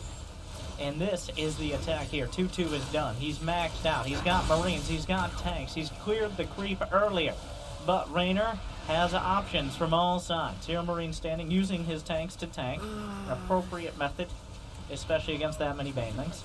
There isn't too much creep here if he can get a hold of this, but here come the Lurkers. Also the flank from the north. The Lurkers dunking on top. This army surrounded on all sides, and Raynor will shred it. He handles it. But Hero Marine reinforcements on the way. Wait, a surprising amount of Marines survived all this. Lurker range is not yet done, and Lurker speed and speed burrow are not done either. Lurker range is about to complete, making these Marines a lot less effective against him, but he splits, he stims, and does he win? Forced to pull back his Raynor, back towards his fort. The upgrades are now vulnerable in those weirdly placed evolution chambers. I pointed out earlier, I was wondering why he built them there, because it didn't really seem to do anything besides be a punching bag for whatever units show up. Unfortunately, this is a very important punching bag to keep alive right now, as +1 ranged attack for those Lurkers and Hydras, as well as +3 Carapace across the board. But Hero Marine continues the siege. He's now got as many workers as Raynor. He's closing in on 3-3 as well. The Evo chambers, and also the Lurkers themselves. 1-2, targeted down, Nidus in the main. Down goes the Overseer, but the Nidus adds an extra wrinkle to all this. Will Raynor with a flank from both sides be able to take out enough? And then go into the Nidus and finish off the rest. Hero Marine stands his ground. And the Nidus has nothing in it. It's a threat. But Hero Marine is a larger one in so many ways on the other side of the map. One Lurker pops out. The scan comes out before the Lurker burrows. Lurker scampers away. Meanwhile, the push. Big Gabe with the onslaught of tearing. Raynor battered down, loses base, loses upgrades, gonna lose 2. He cleans up the Nidus, just shrugs it off with a scowl, I would imagine, like, how dare you? I am crushing your economy. You dare Nidus me? And why do you think he's crushing the economy? Probably not a huge factor, but Raynor, not out of it yet. If there's anyone that can claw their way out of a situation with Lurkers, it's the Italian Stallion on the other side. He's been in tough spots before, but his Lurkers just seem to do more. The medevacs are out of energy. That's how hard they've been working. Tanks loaded up. Oh no. Hero Marine, it's not a desperation move. Until, wait a second, Hydras are here, but it's not enough. It's a full drop. The drop of doom. The hive, the spawning pool, the Hydra's den. Is there any way Raynor can break back into his main? The spawning pool, gone. The ramp, held. 16 drones alongside it. Viper's trying to get involved. One blinding cloud. Great blinding cloud. Catches most of the tanks. Looking for more. The Lurker spread is good. Lings and veins. Has to pick up, has to get out. Raynor holds for now. But another attack to the north. High-sec auto-trek is done. That's how you know everything else is off the agenda. Patrick forced to cancel, not a good sign when you're down 50 supply against a Terran who won't stop punching you in the face. The Lurkers move up, but Lurkers are not a unit you want to be scrambling around with. You want to be preemptive, ideally. The Lurker den itself, somehow most of the Marines get out of there.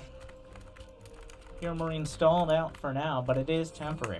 I think I saw Liberators in production. He just drops out, another base down. A masterclass right now. From the guy, well, he named himself appropriately.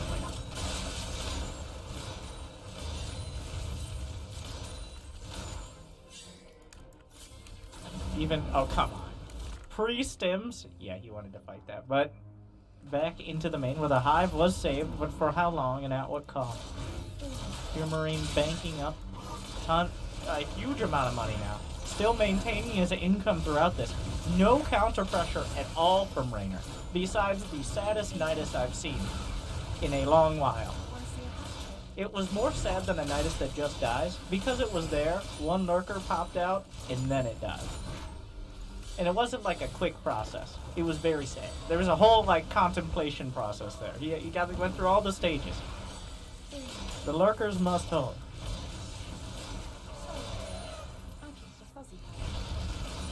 Drags in a tank. But Hero Marine, you can see it on the mini-map. You don't even need to really watch what's going on up front to get the idea. In fact, it might be misleading. Because on the mini-map, you can see Hero Marine exerting pressure on all sides. He's pushing heavily to the north, but any chance Raynor has to break out to the south is being shut down. Now, this double drop. Okay, well he's obviously not paying attention to that because of, wait, will this, on a scale of 1 to extra sad, how sad will this Nidus Worm be? Big game. Oh, here come some Marines. I saw this in the trailer. Oh, come on. Oh, is that more or less sad? It's unclear, but anyway. It's close. It's a close game. Meanwhile, though, Vada Marines still fighting. Look at the target down. Yanks in a tank. Gets another one. I didn't even see that tank. Raynor approaching 600 average APM. Hero Marine at nearly 400. Remember, a lot of that is simply just building Zerglings. 9 more lurkers on the way. Raynor refuses to die, but Hero Marine has not let up on the pressure. A Liberator now added to the mix, the next piece of the puzzle. Marines looking for any opportunity they get. One to distract Raynor. It doesn't necessarily have to do damage. Liberator still finding it. The Spore Crawler eventually kills it, but not before 12 drones go down. I don't know how Raynor turns this back. I'm not sure how that's possible, but let's see if he can teach me. Finds a Blinding Cloud on the further tanks. Dunks lurkers on the front. The Queen getting involved, transfusing the Vipers as well. Hero Marine picks up, yanks the tank a little closer. Can't afford any extra time on this. Oh, but Hero Marine targets down a Viper. Meanwhile, scans and sees another base has been taken. Whack-a-mole, Raynor dude. still Holy down 50 supply. Hero Marine still sitting on more CCs than the particularly successful Somali scammer. And right now, Liberators encroaching on... Raynor needs this now. He's starting to mine out of... He's starting to mine out of his first, second, and third base. He needs a fourth and a fifth to keep it going. But Hero Marine refuses to let him have it. The Marines split just enough. The tank's out of range, out of reach. The Vipers can help a little with that. Decent Blinding Cloud. Another one as well, but that's just a delaying tactic. A few lurkers. Raynor desperately needs a counterattack. But is this going to be enough? Don't make me laugh. I thought I would have a joke after that, but then I followed my own advice. So, drop in the main. And this, oh, there's even a ghost involved. He's slowly sprinkled in all of the units that you need to deal with a more technical later game Zerg. The Liberators to circumvent the lurkers, the ghosts to counter both Vipers and lurkers, and they aren't bad fighting themselves. Come on, Raynor. Okay, Raynor. It's the Big Gabe Weekly, not the not the Raynor Weekly. I don't know. Originality not required when Hero Marine just keeps improving on the same styles. What? You're still in the scan. Oh, okay. Well, this lurker somehow kills... Yeah, I don't think so. And game one will decisively and with purpose go to the man himself. Proving his place. Raynor kind of outclassed there. The Flex Terran opener. I might have to, if there are specific builds, then maybe come up with something more specific. But I've seen that only a couple of times now. We'll see if he tries it again.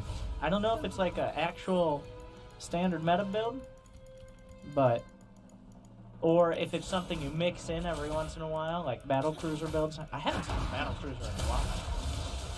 I haven't seen a battle cruiser in a... They can't hear me. This is ridiculous. Thank you, but I haven't seen a battle cruiser in a while.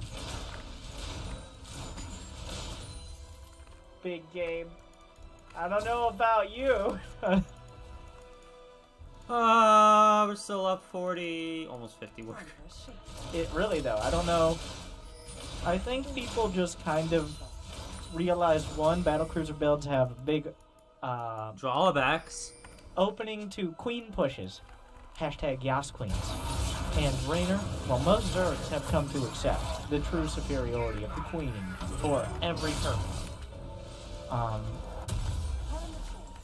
But battlecruiser builds just kind of fell off as well because they're once they get figured out, it's a huge investment for relatively little return. Can we? You got the score? Took you that long? Can you count to 1? Okay. This many fingers.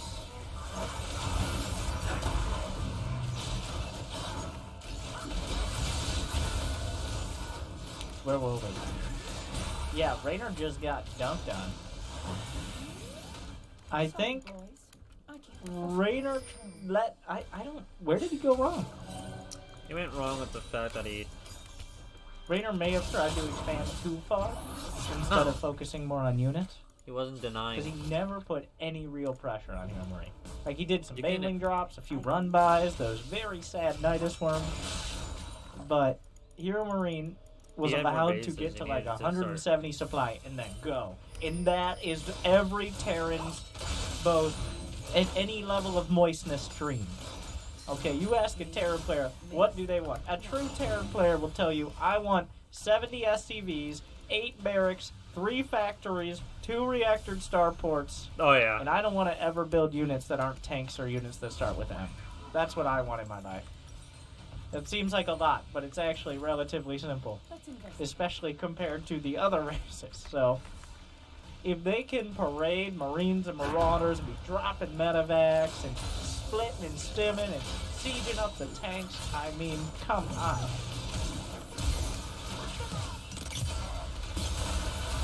You know, maybe I should talk about the fact that Raynor did a pull first, and then Hero Marine decided he didn't want to scout. You might be like, why does that matter? Because since Hero Marine didn't scout, he had a few extra minerals. Well, one, his command center's finished, but that's not that relevant. He had a few extra minerals to make sure he got everything else on time. So, Raynor did a pull first to try to sneak, like, a delay on the command center. Hero Marine countered that by just not scouting. This adds this to the list of Terran dreams. Is, I never want to scout. For 5 minutes, I will do my build, and then I will execute it. Like... Even the Reaper micro for anyone but Clem and Dion seems superfluous. It seems extra fancy and unneeded. There you go. I'm gonna use my normie words, which I have the greatest of. I always do feel like sometimes even for pros, the Reaper is too big of a point. Like. Sure, you can get 2 lings and maybe slow down a creep tumor, but I mean... So, Hero Marine with about the least units possible is about to do a 2-prong. Is it even 2-prong? Yeah, I think Raynor saw this. Nope. Get off our lawn. He tried for the main, but we'll take the alternative. Which is just, I guess, killing overlords. Some damage here. Oh, I'm dropping off at the back. A Baneling nest relatively quick. Raynor says red is sus right now. Raynor thinks this could be Hellbats. And after the last game, like, that's a great, by the way, game 1 build to bring out. I don't know if he was looking for creep tumors there, but going for the Flex Terran, because Raynor went through the... Wait, is he going mech? Oh, he's not going mech. So you don't know now. Is it gonna be Hellbats? Because even if you see Marines, it could be Hellbats. Even if you see Hellions, it could be Marines. Actually, I think the winning thing about last game is the fact 3 Overlords died. That's really unacceptable at pro level. And that means that Raynor felt the need to build a Baneling nest well before building a lair, which isn't ideal. Oh. He felt the need to... Well, he's getting a lair first here. He's got plenty of first tower. There's Just enough. fuck Honestly, off. at this point, I'd take it armory. I mean, if you're offering, which usually isn't how it works. The knitting crew coming together. Throwing those Joanne Fabrics TM recently nerfed sewing needles directly into the medevacs hull. They come to us, we get... You know, the price stays the same, fucking but the needles simple. keep getting smaller. Blizzard!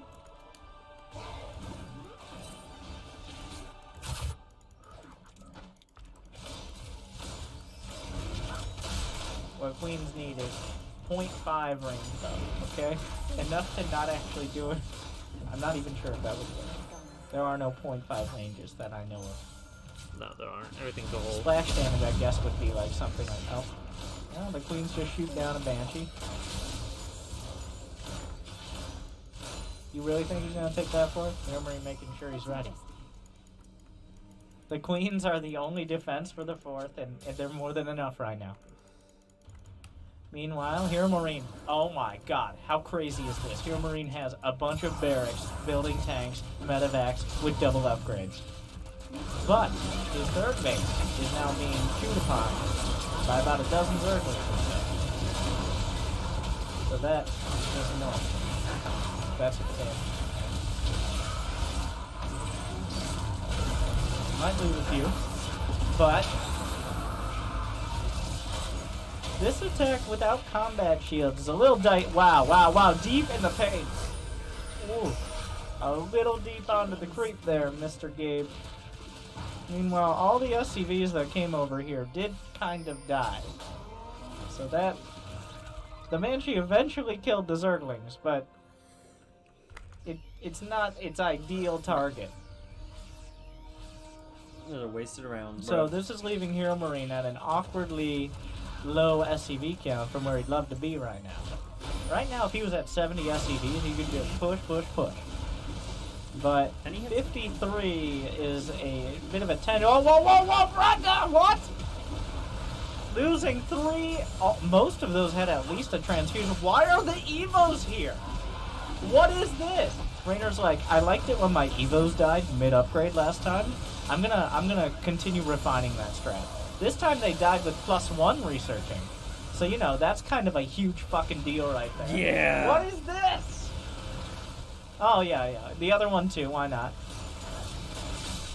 Wow, okay, so Rainer's just now a full 2 upgrades behind, because he just jammed his Evos right in front of the 3rd. What is this? It's like some patrol splitting coming out of Hero Marine here. Using the patrol command to split off just some of the Marines, and then the rest heading back. Maybe just a quick, I don't know. He's just clicking a lot. He may just win the game here, because, like, you can't really plan for that. Rainer's sending out a handful of Zerglings. The orbital is actually kind of low. But you can't, like... He just lost his 1-1. That's more important than the hatch. I'd rather lose the hatch. I'd rather lose maybe 2 hatches than lose 1-1, especially that close to done. You have to restart. Oh, like if it was just started, fine. But +1 Carapace was like 15 seconds out. And that's such a simple thing. It doesn't... Here's the problem. Well, that's a great flank there. The problem... I figured out the problem, guys. It doesn't take much APM to place Evos. So Rainer just kind of slaps them down and moves on to 500 APM somewhere else. So... No. That's bad. I guess. I don't know. Like, I can't stress how bad this is. Like, against the style that Hero Marine is playing, if you don't have either a huge economic lead, which he doesn't, or at least close on upgrades, no amount of flanks is going to save you. Like, he might even, if he kills all these Marines, it doesn't matter.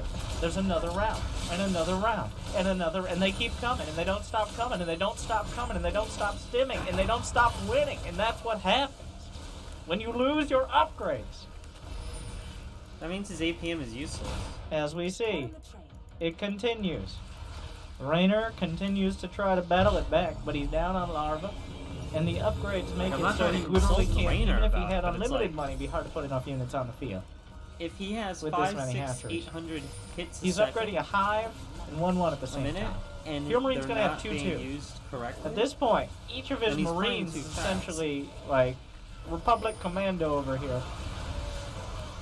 The Banelings, okay, all right. The Banelings, he goes. That is about the best fight Rainer ever could have taken. Right, he killed all the Marines right before 2-2 was done. And here comes, and they don't stop coming. That was the best situation. A perfect flank, catches the Marines, minimum upgrade advantage. And it wasn't even close to enough. Like, gunning down the Queens, slaughtered. Everything. The Banelings shrugged off. The Hydras cut down. The Zerglings. What a joke. The drones 2-0. Okay, so we can all learn from Rainer here. Don't just put your keyboard in front of your turret. Just like...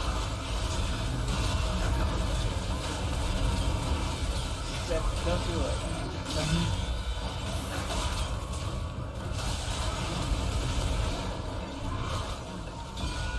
That was... So first game was pretty dominant from Heal Marine. That looked like a tutorial right there. Like, okay, don't do this, this, or this, and then do this, this, and this. Right?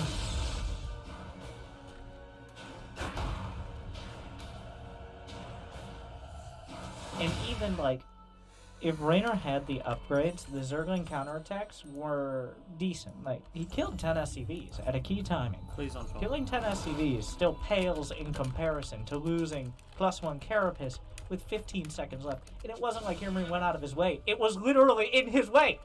He could not have gone around it. He had to go through it. He had no choice to attack this base but to go through the Evos.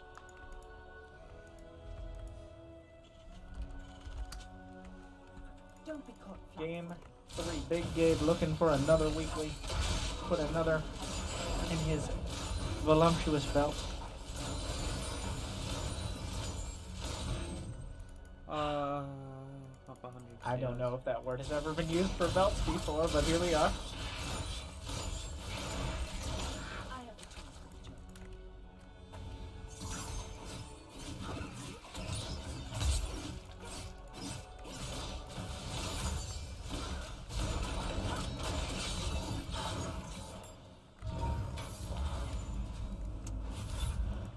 I feel like I should say something.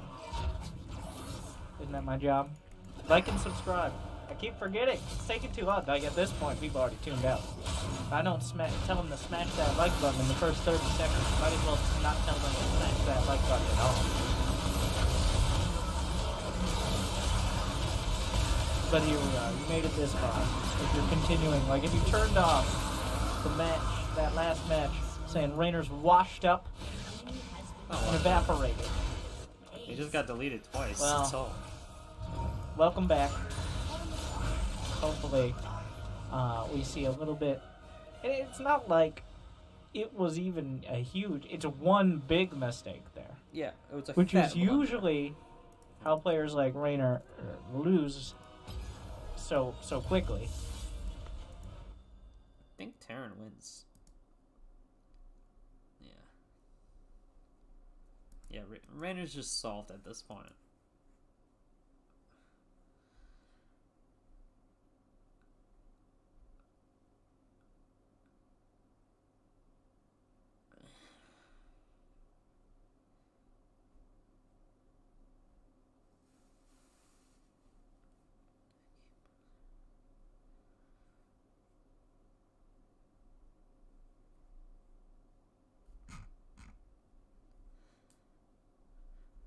Very nice to see the stone. Wow.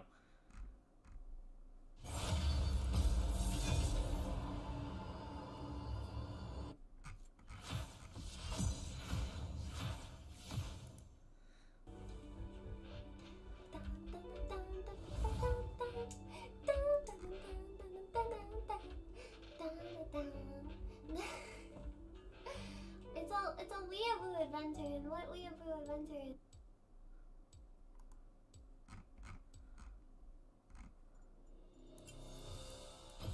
That just goes to show you're nothing but a whiskey delta.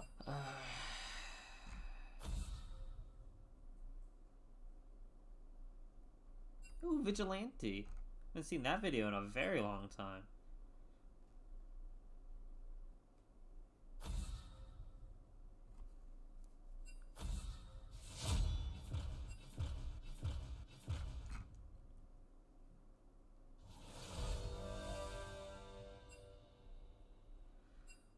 Pop Mountain Giants. Jesus Christ.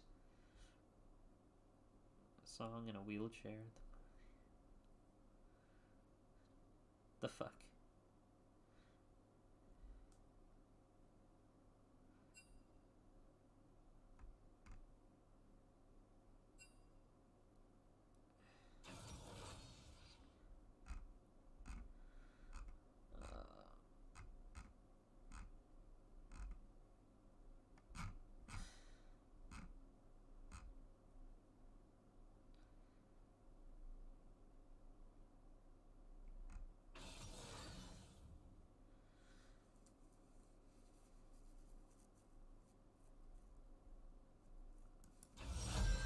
Alright, I'm gonna use positive reinforcement this game.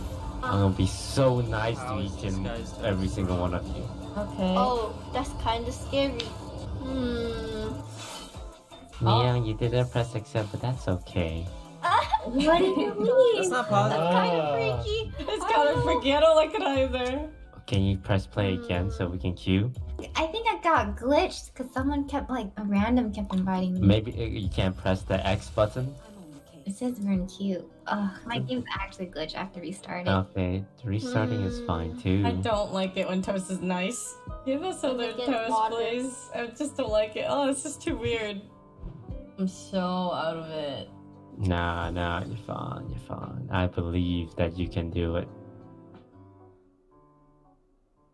My brain is so checked out. I can't focus. Do you need some weed, Yvonne? No! Checked out. I can't focus. Do you need some weed, Yvonne? No! How does that help? That doesn't help. Oh. How about this? I'll order you Starbucks for a week Oh? What the hell? Oh? For if a you week? carry this game. Oh, okay. Well, alright, guys. And by carry, I mean actually carry. Okay, but what about me and Tina and Broden? Alright. Man, stop Whoever trying has to the get the best Starbucks. This is KDA my in this turn. game My gets Starbucks Starbucks turn. for a week. But you said no last hit. How will you? Wait, really? Whoever has the most damage done to enemy champions. Will I lose? I used Why that did all I in the pick beginning. this Broden, it looks like you're out of luck. Thanks, Tina. Okay. Ash? Oop. Why am I so slow? I should have missed 1 second. Fuck, they just... I were they hate so you guys so much. Oh, not you guys, but the other people. It's a lot of Guys so much.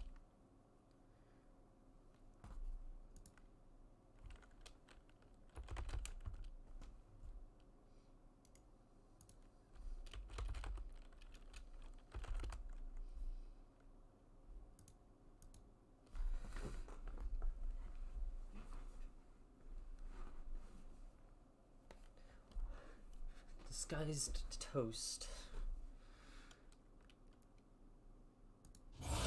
I'm actually curious.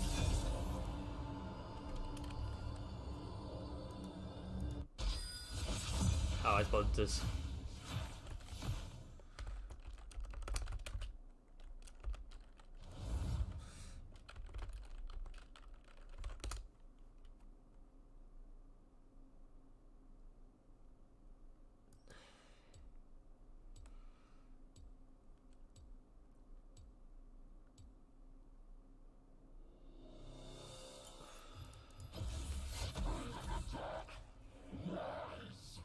Who's Boy?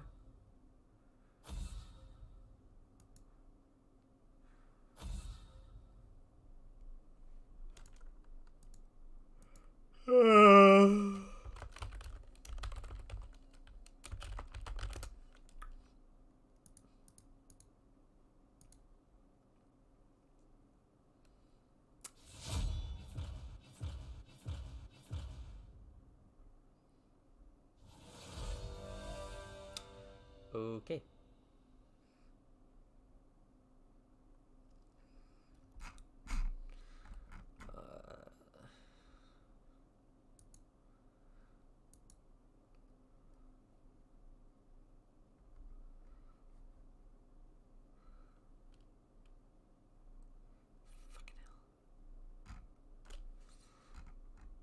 Or is he back on?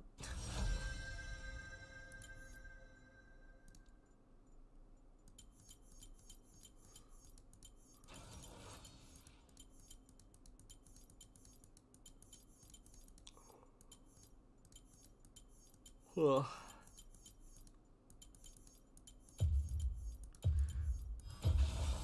Rules are made to be broken. Like buildings. Or people.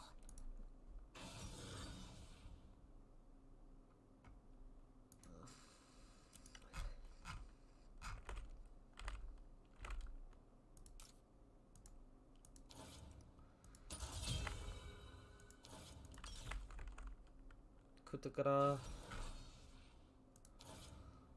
Guess it's all for early.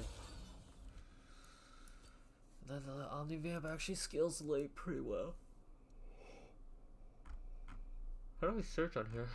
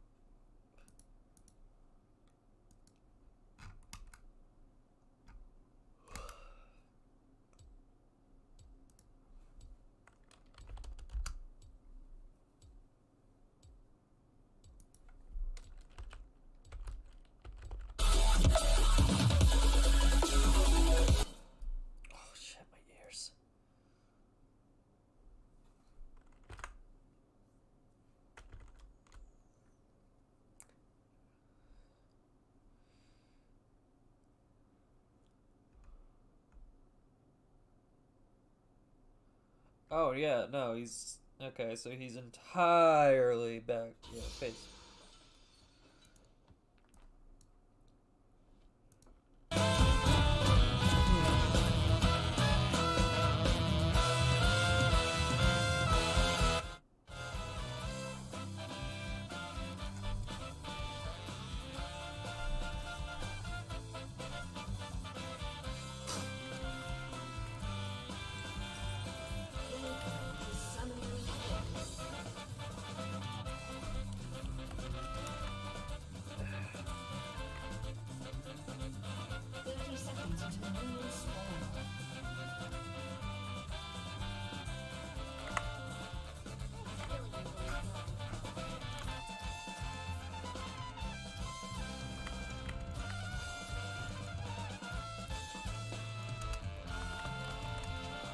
Ugh.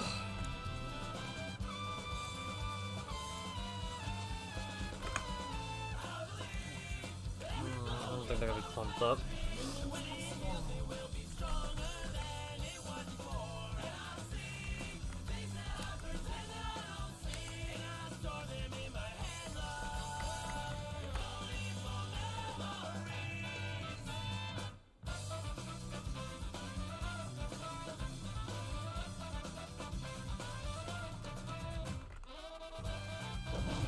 Ugh.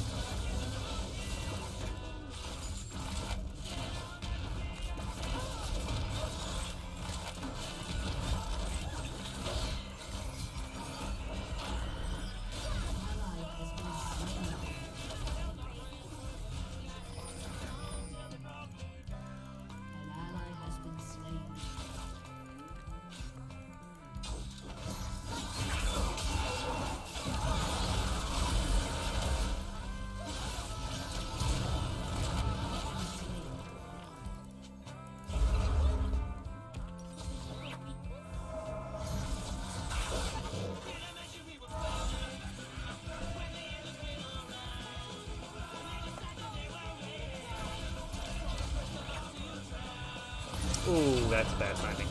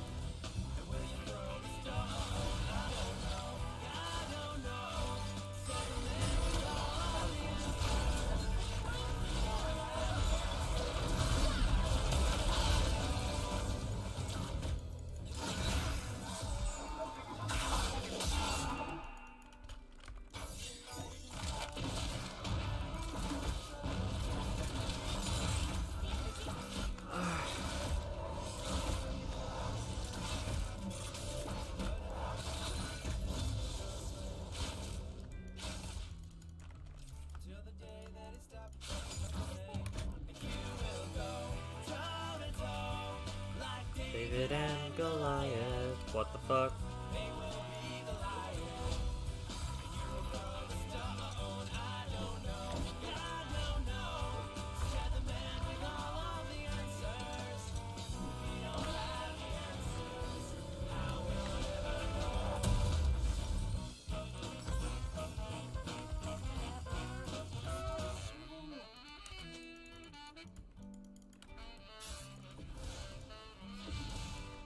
Holy shit.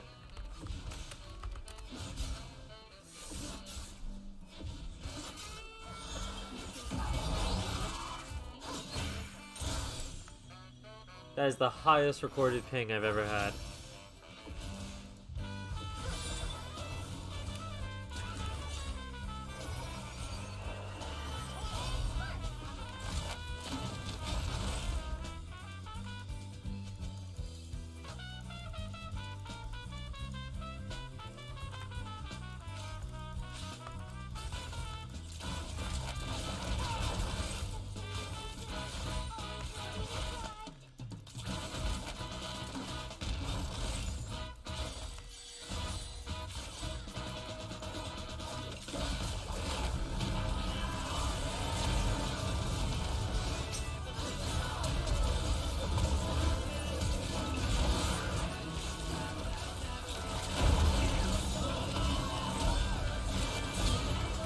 Ah, why would you wait? Why would you wait? Don't ever wait.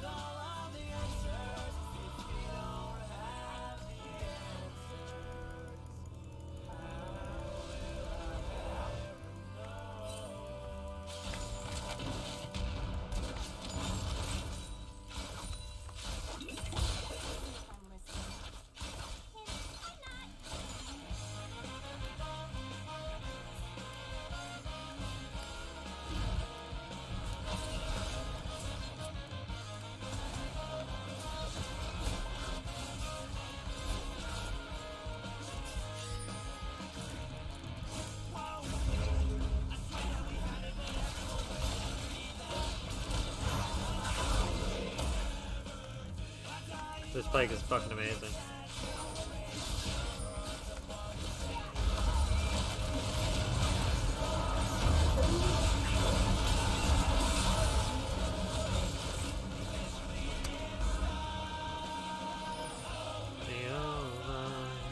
Goodness gracious, what a lie.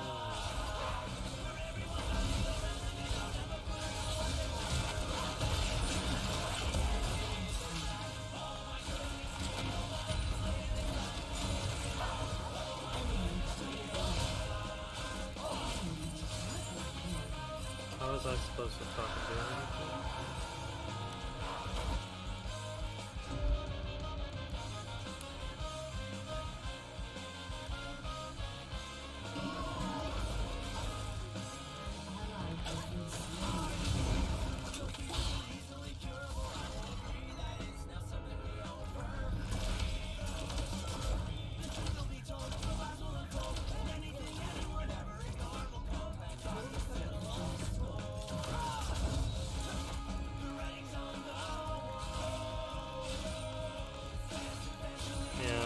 They're actually right about that.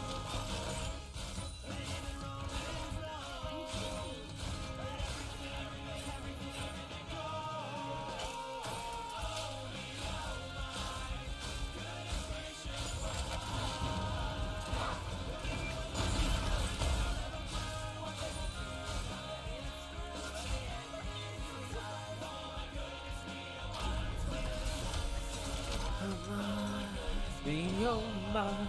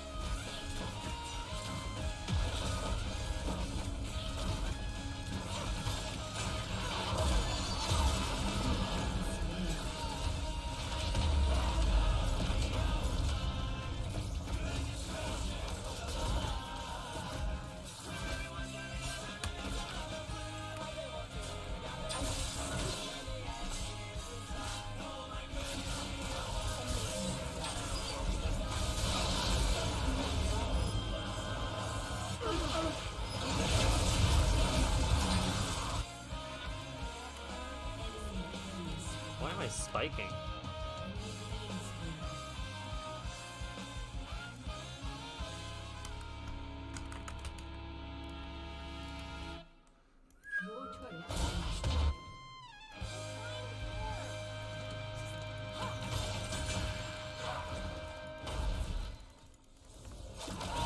I go from Polygon Lane to just absolute dumpster fire. Fucking amazing, dude. Fucking amazing.